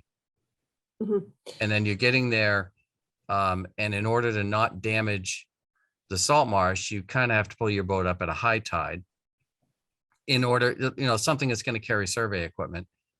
So the ability to do ground survey right there at the edge is somewhat limited, but we could confirm during construction that no structures are installed below 4.1. Yeah, which I is guess I would extremely just have high. been more comfortable if you actually flagged in the field where you think the mean high water is at this location based on field indicators, not relying on 2014 data. So that was my Yeah. comment on that. And then Right. Well, mean high water is in the regs is based on the tidal epoch. And there's tidal buoys that are used, and that's where 4.1 comes from. Okay, so I'm going to take that into consideration.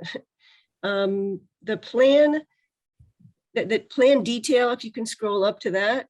Yep. You say the design information has been provided by the client. Final design of the float, gangway, ramped walkway, and walkway must be provided by others. So this is not a final design. This is essentially a sketch. It's not been prepared by an engineer. It's just, I don't know what the final design would be. We have to approve a final design. So this is confusing that I know that you're not factoring in, cross bracing and all that kind of stuff in this. It looks like, I don't know what other elements that would have to be put into a final design, but this is not a design by a professional engineer. It's not been stamped. So we're just relying upon a design by the client in this case. And, the reason it's of a concern is that, for example, you've got a 2-foot wide gangway that's only about a foot, with about a foot clearance over the bank, and that's not even at the lowest tide, or just about at the low tide. Yeah, at the low tide. That is at the low. That is at the That's lowest the low point. It's tide. shown at the Yeah. lowest point. Yeah. We can provide you with a final design. Basically, what you've got is and Mary, in this business that you often are submitting notice of intent plans that have things like pile layouts that say, final pile layout to be done by a Not for structural dock engineer. designs, though. Well, Not for dock and so designs. we It's can, something right. So Because this is, because the design is critical to whether or not the project meets the performance standards. right. You So need to in that, confirm the in that height above case, grade, whether there's cross bracing that's going to interfere with flow, that kind of thing. All that has to be looked at as sure, well. sure, right. And this is the first time that has been raised, and I know Yeah. that we're under new notice, so this is essentially the second of the new hearings. Yeah. What And I, I'm now reading the fine print on the plan. So that's a concern of mine. I don't want to take too Sure. much time, but the well, other we thing can, is, yeah, given that, what I can do is we can bring in somebody who designs docks, and we can actually get this. Now that we know DEP wants 2-inch pipe, so we Yeah. can basically give that constraint Yep. and all of the, marine fisheries comment constraints and get a final design. I don't think it's going to be much different. What it will do is do things Yeah. like size the stringers and whatever, give the Yeah, spacing. we of have to the come to boards. some agreement on the layout of the structure too, which I think is part of this conversation. Sure. But another comment is having to do with the skids, and that's really soft mud there. My recollection anyway. How do you keep the skids from just sinking right in so you don't so you end up having the So float the on reason, ground? the reason we use skids in an environment like this is because it gives you more surface area, so it's less Yeah. apt to do that. Whereas if you use just feet, you're more likely to have it go into the mud. Right. It does make it a little harder to take the floats out. If Yeah, you've got skids usually, on them. usually when these are constructed, and again, we can provide you a detail and a removable. final design, but you have the skids are on adjustable Yep. pipes that are on the side of the float. Yep. And especially in a situation where you may not have a level substrate, you need that so that when you actually set the float for the first time, you actually get your separation above the mud. And then you adjust the pipes to get your skids to basically rest on the mud, so that. There's just and not a you have lot your of float wiggle level. room in this particular location, and you're assuming Okay. that there's no change in the configuration of the bank by the time this is constructed and whatnot, because this is a dynamic environment that's changing. So Sure. you just so don't we have can- there's not a lot of wiggle room in this, because any movement of the piers, you end up being below mean high water. So it's important to get as current the information as possible. Yep, okay. And then Yeah, I mean, on the other thing we can do is I can actually, we can get a final design, and we can load the points into a survey unit and get out there and go to those actual points and get the elevations of the actual pile points. Yep. Okay. And my last comment had to do with, just looking at this project as a whole, and given some of the recent decisions that have been made, I think that if the footprint of this thing could be reduced to the minimum amount necessary to access the marsh, so that it looks like the L-shaped gang walkway isn't necessary for access. It's sort of an extra, platform for, I'm not sure, just for sitting on, I guess. And if the decking of the structure and the ramp decking could be removable, so that all of the structure was essentially temporary, with the exception of the piles that support it. That would go a long way in my mind to making this a permittable project. Okay. I can tell you the through flow deck boards they have pre-drilled screw holes. They would be actually relatively easy to pop out Mhm. for the season. So we can look at that. I think removing the structure beyond that might be more impact than it's worth. If it was, we can look at it. No, just the decking, yeah. Yeah, but the decking certainly could be done. Because it's going to be, it's a platform in the marsh that, is going to be used by birds and Right. everything else. And, you're going to have an osprey nest on it, and pretty much Well, so, yeah. per season or whatever, that kind of thing. So removing the decking, removing the access to the structure when it's not in use, essentially, and in the off season when it can't be Okay. monitored, I think would be important. So So those are my thoughts. one thing I do want to note about the L shape is really to provide structural integrity, because we didn't envision it having a lot of cross bracing. And by basically putting the L in it, what you're doing is you've got, this section, if it was on its own without bracing, is going to want to kind of sway this way. And this piece kind of is doing that together. It essentially gives you a rigid structure. And we've done things Yeah, like there may this be other elsewhere. engineering solutions to Yeah, that. no, right. And we have can a look at that. design. Yeah, Right. and we can maybe look you at make that. it 3x4 instead of 3x8 or something. So it, that's kind of the direction I'm heading. Okay. Yeah. I mean, I would like to have it get folks to this higher elevation area, but we can look, because I'd like to try to keep people away from the more sensitive areas, which as you get closer to the bank, that's what's going on. So we can look at all that and see what we can do to reduce. That's all I have now for now, Ben. Thank you. Thanks, Mary. Daniel. I don't think I really have anything to add here. Thank you. Right.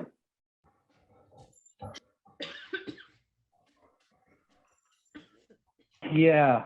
I don't know. I feel like we're going in circles at this point a little bit. I know we're waiting on a little bit more from CZM to see what they have to say formally. But I mean, Tom, the bar you're trying to reach is no impacts at all. And that is just such a hard thing to reach, and no matter how well designed it is, no matter how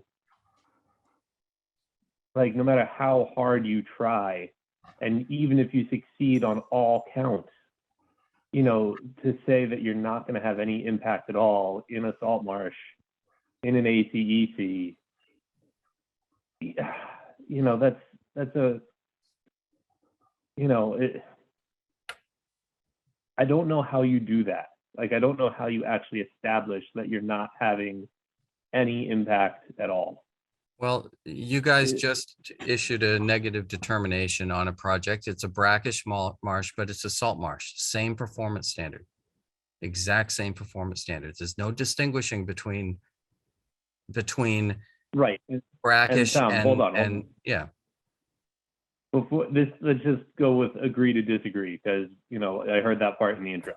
It's okay. Like, I get it. I know what you mean. I know where you're coming from. I know exactly. Like, I'm sympathetic to the argument. They do look like apples and apples. But obviously, I think we've got apples and oranges. That's all. Yeah.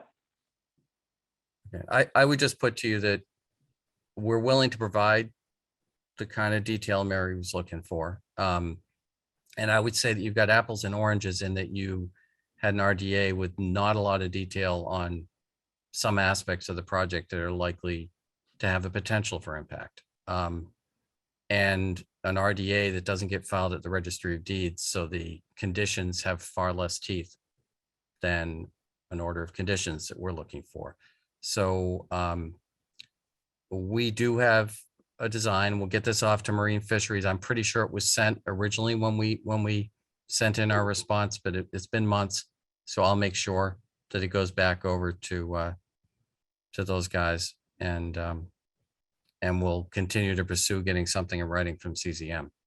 But I don't know if there's any further feedback or additional information anybody else is looking for, but we'd like to kind of hear what that is. Could I say something to Brian, please? Yeah, Hello? sure. Oh, my hand was up. Yeah. I'm looking at the filing for that RDA, Brian, and it says there will be no adverse impact to the ACEC. This is what they wrote in their filings. So they're saying there will be no adverse impact to the ACEC area where they're putting this 9x9 platform directly on the ground, 4 feet high. How do you get away with a 9x9 platform 4 feet high? It doesn't even meet the height requirement. You can't, I don't understand why they can write, there will be no adverse impact to the ACEC. Of course there is an impact. Their braces holding that platform up take up more square footage than I will ever use on mine.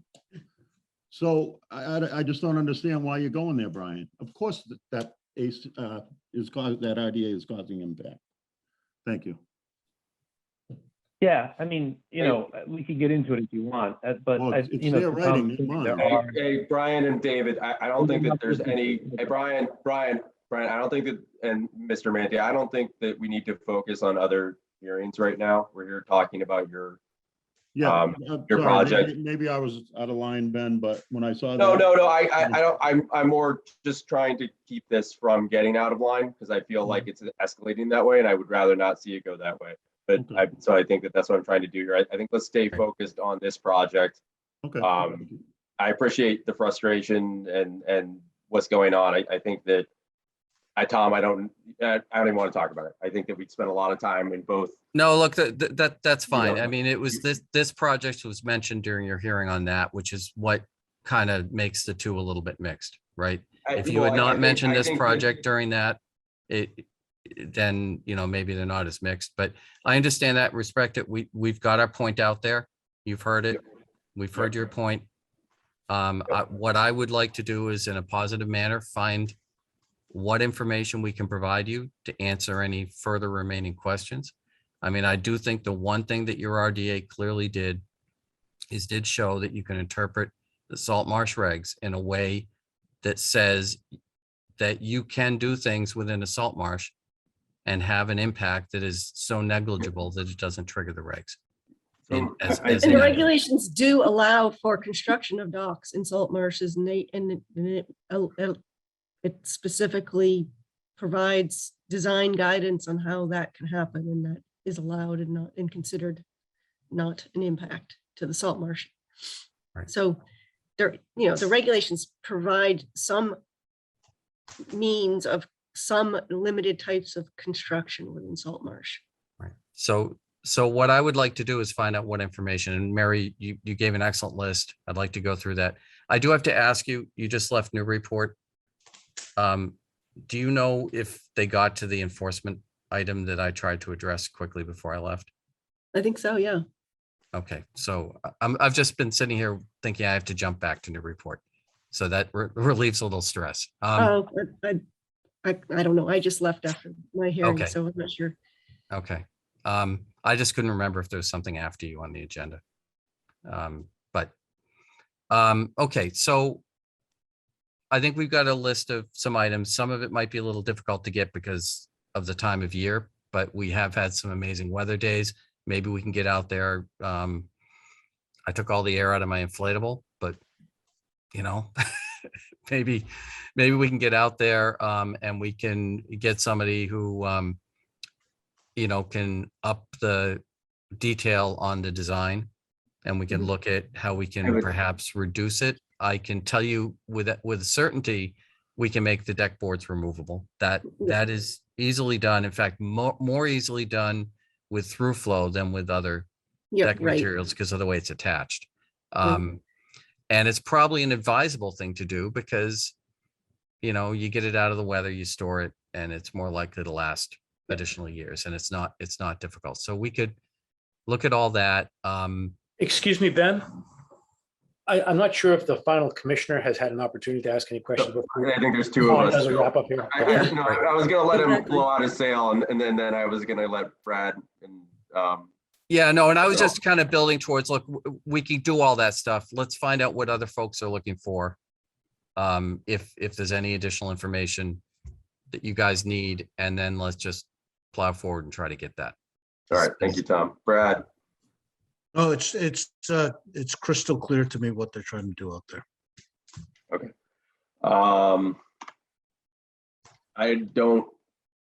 This is a small bit, Tom, but I've heard you make this claim a couple times and I've never taken the time to bring everything up. I think I will at this point.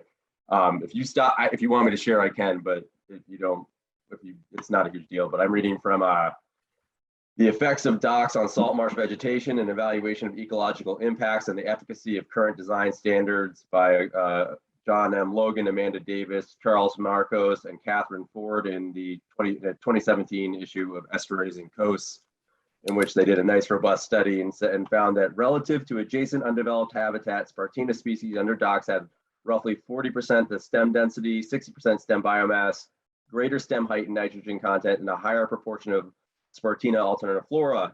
Light availability was greater under taller docks and docks that had a north-south orientation, but did not differ between decking types, which was traditional spaced and your through flow grading. Right. So I think that the through flow grading is great for minimizing impacts. Like the videos are awesome, seeing the water go through them and everything. But I've kind of heard you make the claim a lot of times that it's going to increase the vegetation and have beneficial effects for vegetation. And if there are data that I don't know about that are out there about this, please send them my way. But the data I would support that. I've seen that report, and the one thing I understand it, it's, these are smart people that put that out and they spend a lot of time doing some research, but I have seen through flow used successfully in environments and had the marsh actually recover and increase to be indistinguishable from the areas on either side. One in particular in Gloucester, we've got it installed at the Newburyport Yacht Club in Newburyport, and the marsh is recovering underneath that dock. The dock. Tom, I recognize what you're saying, but and I understand. But I will. There's these things that they're talking about with height and orientation, and that may be what's actually spurring on. It may be right. It may be. So I'm just saying that. Right. No, but in one case in particular, we actually the decking actually got a little bit bigger, and we removed wooden decking and put in the through flow, and the marsh began to recover under, and there was not a speck of vegetation under it to begin with. Hey, sample size is important, so it's good to know. Yeah, no, I 100%. But let me look at that report. I know I've seen it before, read it, and I can also look. I know the Army Corps reviewed through flow and allowed it for like eelgrass beds and sensitive areas where they felt it was beneficial, and there was some research on that. But but that's why we're at 1.5 either way. No, I understand. I just but anecdotally, right? Anecdotally, and I know the world right now is full of too much anecdotal stuff. Anecdotally, and some of it's half made up, but anecdotally, I've seen it successfully used in salt marsh recover under as a replacement decking board. So that tells me there's something there, whether it came out in that study or not. Yep. I don't know what the other variables were. So yeah, it's one study, but that's why I said I don't. Salt marsh restoration is not my focus in science. So I just know this literature because it was done by the division. And that's fine. And I think that's why, again, we're at 1.5 to 1 with through flow, which I think, and it'd be interesting whether or not they have any of their samples at a 1.5 to 1 with a through flow and compared it to a 1.5 to 1 without. Be interesting to see if there's any data on that, but I'll look through it, and if I have an intelligent answer, I'll give it to you at the next hearing. Perfect. I am going to quickly say, Pete, you kind of passed on your first round, wanting to hear what other people have to say. Is there anything that was said that spurred you to further thought? I'm okay right now, thanks. Okay. Then it sounds like, Tom, you are looking to continue. You want to go to 12-2, or was it 12-7 or 12-21? Well, Ben, I think David Manti has. I just saw his hand come up. Sorry about that. Yeah, so obviously I need to, I mean, I've basically said we can do all this stuff, but obviously I need to go over with David, the cost and the implications of doing it and all that. But David, if we are going to continue, I think we probably want to go 2 meetings so that we can try to get this information together. David. That's fine, Tom. I just kind of had a question for the board, maybe possibly before we proceed. Absolutely. I mean, I didn't think this project is going to start, remortgaging the house to build a simple dock and a catwalk. But if I go through this dance with Tom, and then we go back to the board, and then there's another dance I got to do that's going to cost me more money, and this and that, is there any way that if I go through this process, I don't know if the board can answer that question, that there's not going to be another roadblock, if you will. And now I got to dump another $2, $3, $5, $10,000 into this project. I don't know if that's an answerable question or not, or do I just keep putting money into a, pardon the expression, a dead horse? If the commission's okay with it, I could try and give you a perspective. Anybody have a problem with me giving a perspective here? I mean, I just feel, thank you, Ben. I just feel like if I go through this, I'm still going to get it denied in the long run. I know you can't. answer No. So David, I'm asking the commission if they're okay with me to give you a perspective to try and give you some feedback about your question. Okay, that's fine, Ben. Thank you. I just don't want to put words in people's mouth. Okay. Everybody, are you okay if I try and throw a perspective out there? Yeah, it's your perspective, right? Yeah. No. What I would say here, Dave, is that you probably, looking at the rest of the commission, I think there's one or two of us who probably were going to have a really hard time convincing to vote yes. There seems to be some people who are on the fence, and there seems to be at least one person who's going to vote yes. So I think that's what you're looking at, is that you have a pathway that's been set out. You're paying Tom to provide you an opinion about whether or not he thinks at the end he can get it over the finish line. Mary has given a bunch of information she would like to see. And so it's gonna, you can ask Tom about how he feels those answers are going to come out relative to what Mary wants to see. That's going to help you come up with information about whether or not it's good money to spend or not. And then you're got to talk to Tom and see what y'all think about convincing the folks you think might be willing to vote yes. I think, is anybody on the commission have a problem with that or want to add to that? I would just add that, yes, it's a mixed bag. We don't really know what the outcome would be if you spent the money. If you did get a denial and you had to appeal it to DEP and you chose to appeal it to DEP, most likely they would require the same information that I was asking for. So just for what that's worth.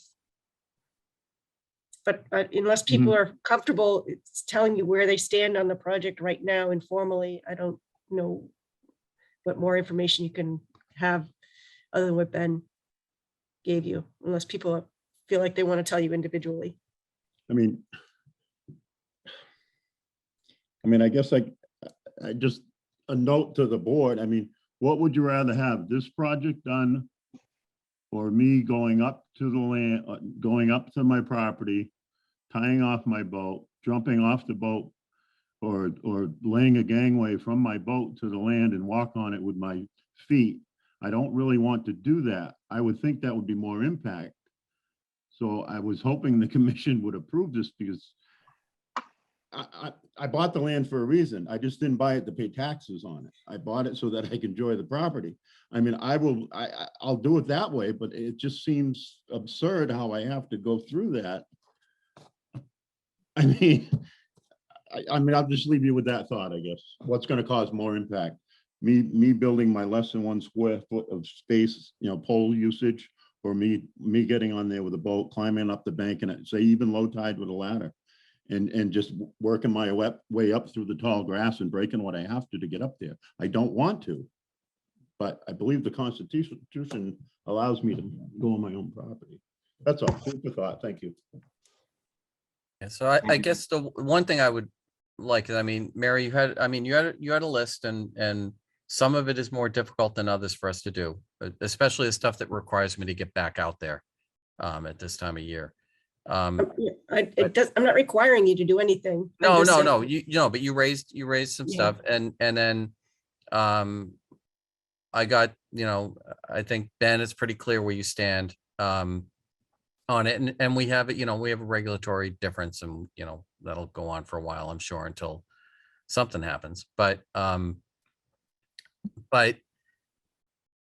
in terms of the rest of the members, I guess what I would ask is of the information that Mary requested, is that needed or important for your decision making? No, Not really.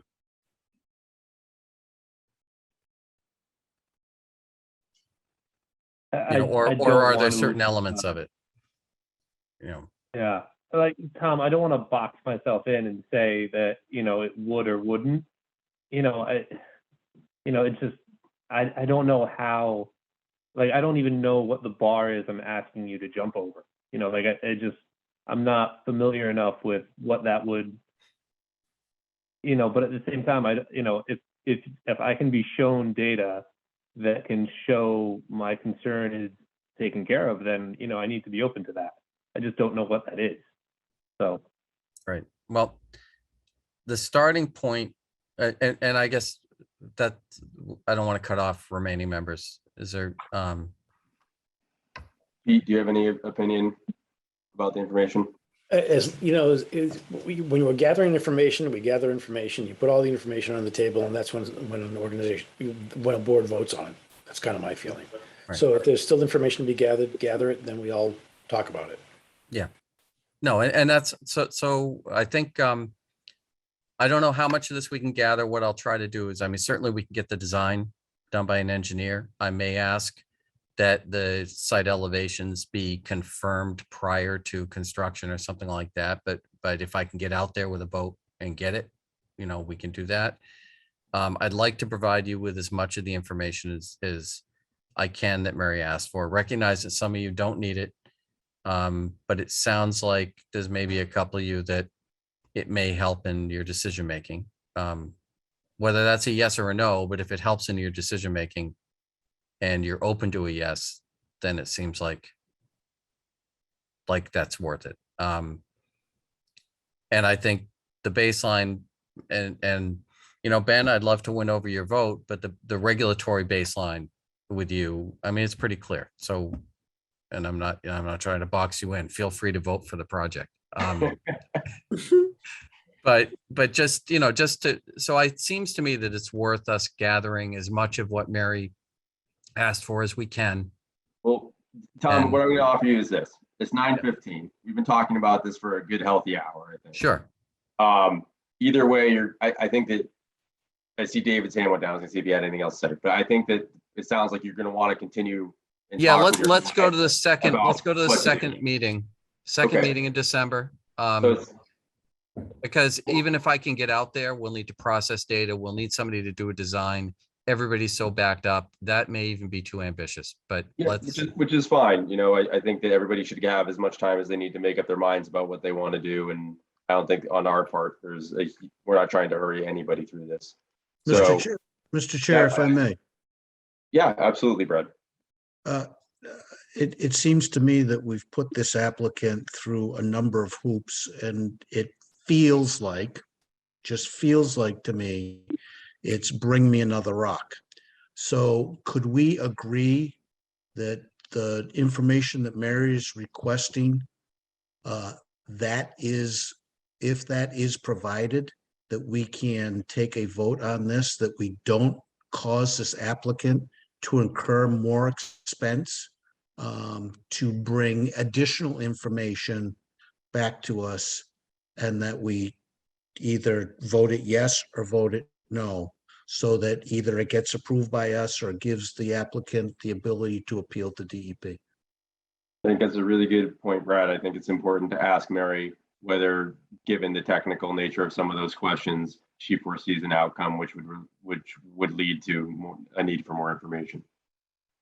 I think if those things are answered, my concern really has to do with the fact that it's very hard to assess impacts from this plan because it doesn't show current data. The mean high water is from a 2014 LiDAR data, not a field, not a delineation of actual mean high water in the field. So I think, yes, if we have an actual structural design of the structure itself, so we can actually see what it is in more detail that's being proposed, other than the sketch, and it's a stamp plan that's ready for construction, and that we don't get approve something that then is going to be completely different. Right now, if we approve this, we don't really know what we're going to get because it's not a construction plan. So yes, I think that, yeah, I'd be ready to take a vote on it with that information. One other thing Mary has just asked, and Ben, I'll ask you, does this require a stamped engineered, professional engineered stamp on this plan? I don't believe that it does. Typically, yes, they do. And, This- we could waive that, except that it's very clear that from the drawing and the notes on the drawing that they're saying this is not a final plan. No, I get that, Mary. Yeah, so- I agree with you. I would like I would to feel see more a comfortable if it final was, design. I would feel more comfortable if it was designed by an engineer, so we wouldn't have issues like whether or not they need the L to support the structure or not. It's not a typical way of constructing the Yeah. dock, so we would know that if an engineer looked at it, so that would be helpful to me to have Okay. that. I think Yeah. that, there is, this project sets a little bit of a precedent, so I think we want to get it right, and we want to set the bar for, it's unlikely we have a whole lot of these kind of projects where there's a dock to a marsh without any access to upland. This is probably a one-off situation, I agree. but other docks in marshes, we're going to look back and say, what do we require? So even if they did access the upland. Yeah, I mean, our last one like this, Brad, which is before your time on the commission, we had stamped plans. If that helps. And understood. I just, from a construction perspective, I'm just questioning, and I agree with Mary that a final design would be infinitely more helpful in understanding the impact, but I don't believe that a structure of this size necessarily needs a stamped plan. They may be able to get it another way, so. yeah. Correct. And I appreciate that sentiment, but I do think, I mean, first of all, I think it's stamped by a surveyor because the survey information was what we deemed to be really critical, and the design comes from other dock designs. The one thing I can say is that the number of piles, the pile sizing and all that, in my view, is locked in.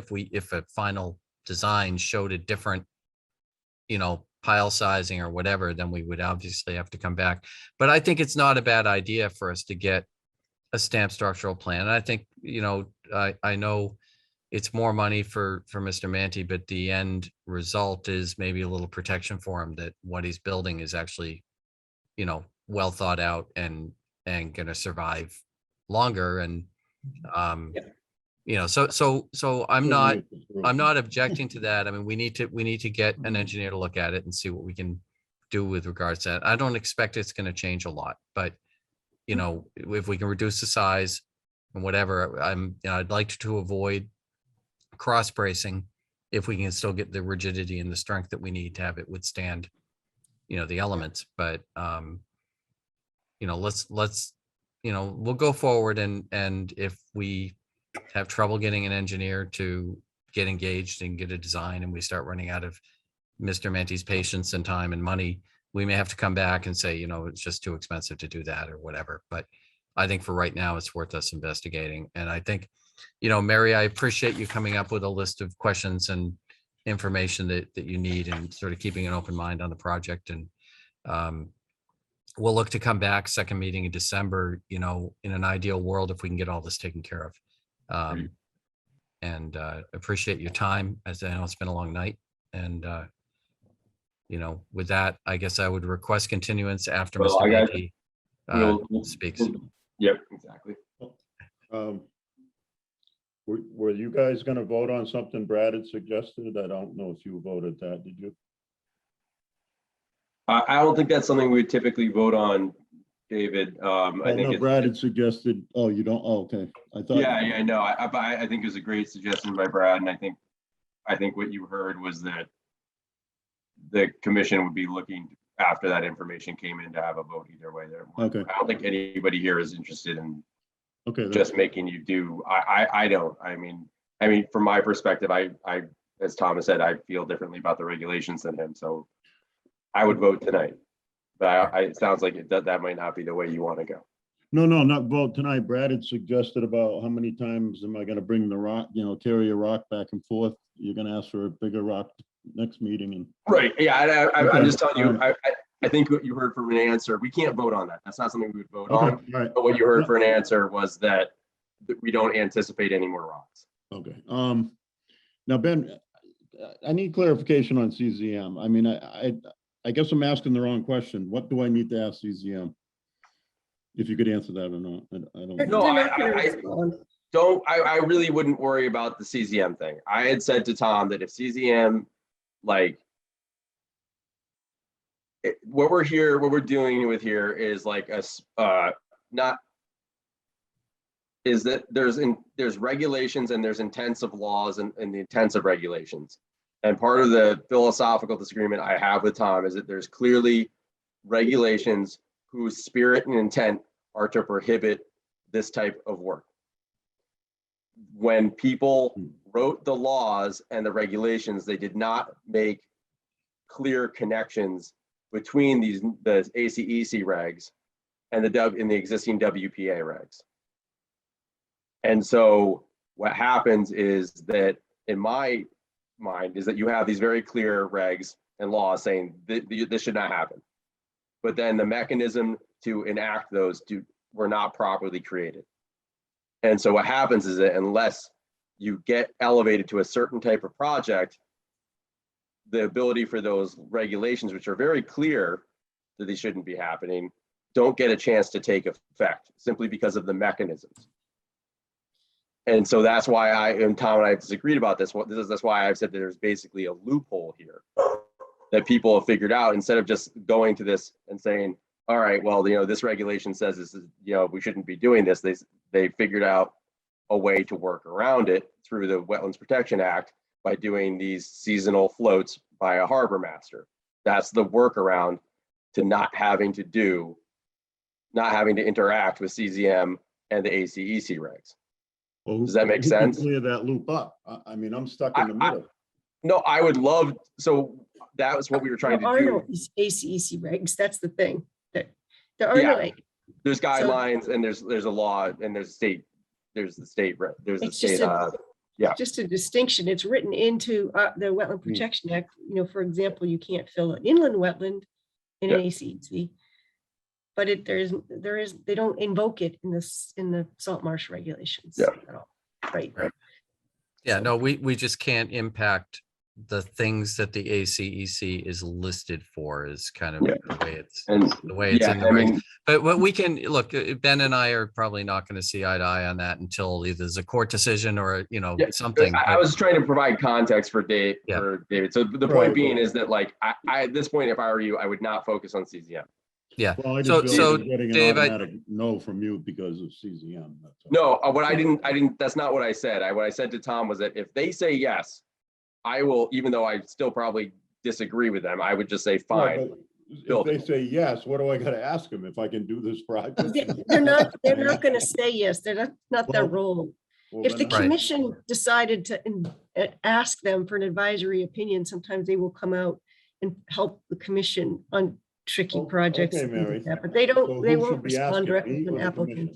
Well, I guess that's what I'm saying is I asked CZM for an advisory opinion and they said they didn't think it was permissible. So, I can ask, I've asked them to issue that in writing, and I did not hear back from them yet. They won't do that. Yeah. So David, I think there's a fundamental disagreement potentially between CZM and DEP on how the regs are interpreted, and we don't want to get in the middle of that. We went to them, and I think really the focus right now should be on supplying the information to the extent we can that Mary's asked for. Yeah, no, and I think we did get the inclination of the commission is we provide this data, then that gives them enough information to make a decision. And it seems like Ben has a regulatory interpretation that creates a hurdle we can't really get past for Ben at this point. But for the rest of them, there's, we can try to provide this information, potentially get through. So you and I can talk about all that offline. That's fine. I think at this point, we'll look for that continuance and, and maybe Ben, I'll find the silver bullet that will convince you. I'm still open to doing that. But it sounds like your efforts would be better. You got, I think that you can just get the vote and get the thing built without me, and you should just go for that. yeah, no, but it's still, I'm a policy wonk too. So, All right, well, let's do that offline. We can argue Absolutely. that over a beverage outside. Yeah, a silver Socially bullet distanced rather with than cold this blue meeting. mountains on it. Okay, Yeah. let's hear a continuation to the 12/21 meeting from I somebody. make a motion to continue to 12/21. Thank you. Second, Thank you, Brad. Roll call vote. Let's go with Brad. yay. Brian, Yeah. Dan, Yes. Mary, Yes, Pete, Yes. myself, yes. Thank you, commission members and Tom and Mr. Manti for Thank you, board. the extreme amount of patience. It's very much appreciated. No, thank you very much. And hopefully we can move forward. Anyhow, Okay. take care. Thank you, everybody. Thank you, Tom. for any new members, if you want to just refer to section 10.32 of the regulations, it's very helpful. Yes, Thank you, Mary. 10.32 and 10.245A. Thank you, guys. Have a Yep. good night. Okay, thank you, guys. Good night.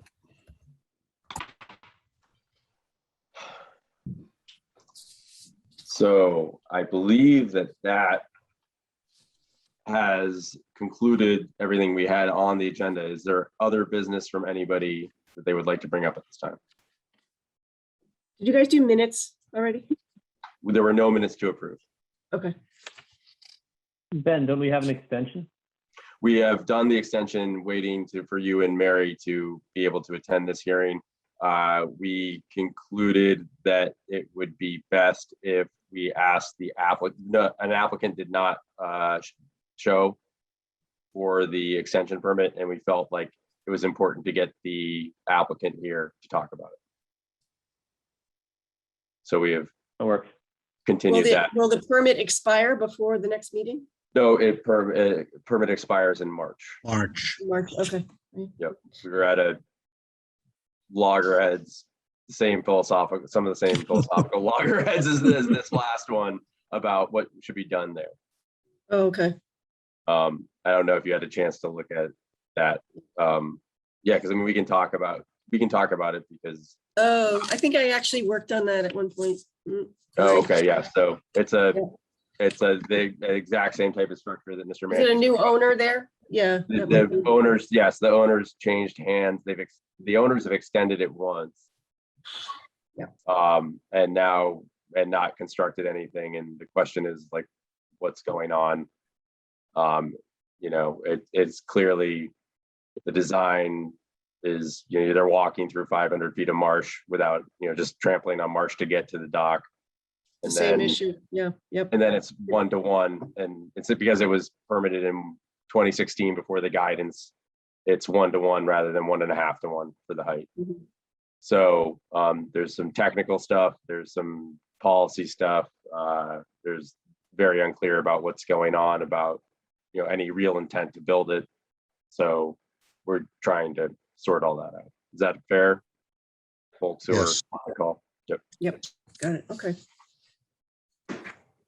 So we have continued that, and hopefully Sam will get in contact with, I think it was Miss Gordon, and somebody from the applicant will show up on the 7th. Well, given all that, we still have quorum even though Brad's stepped away. Does anybody want a motion to adjourn the meeting? Motion to adjourn. That was really fast. Looking for you, looking for a second. Second, All right, Brad, yes. Brian, Yeah. Dan, Yes. Mary, Yes. Pete. Mm-hmm. Okay, this meeting is adjourned. Yes, on my part. Thank you very much, everyone. Good night. Good night. Thanks, Sam. Happy Thanksgiving. Yeah. Merry Christmas.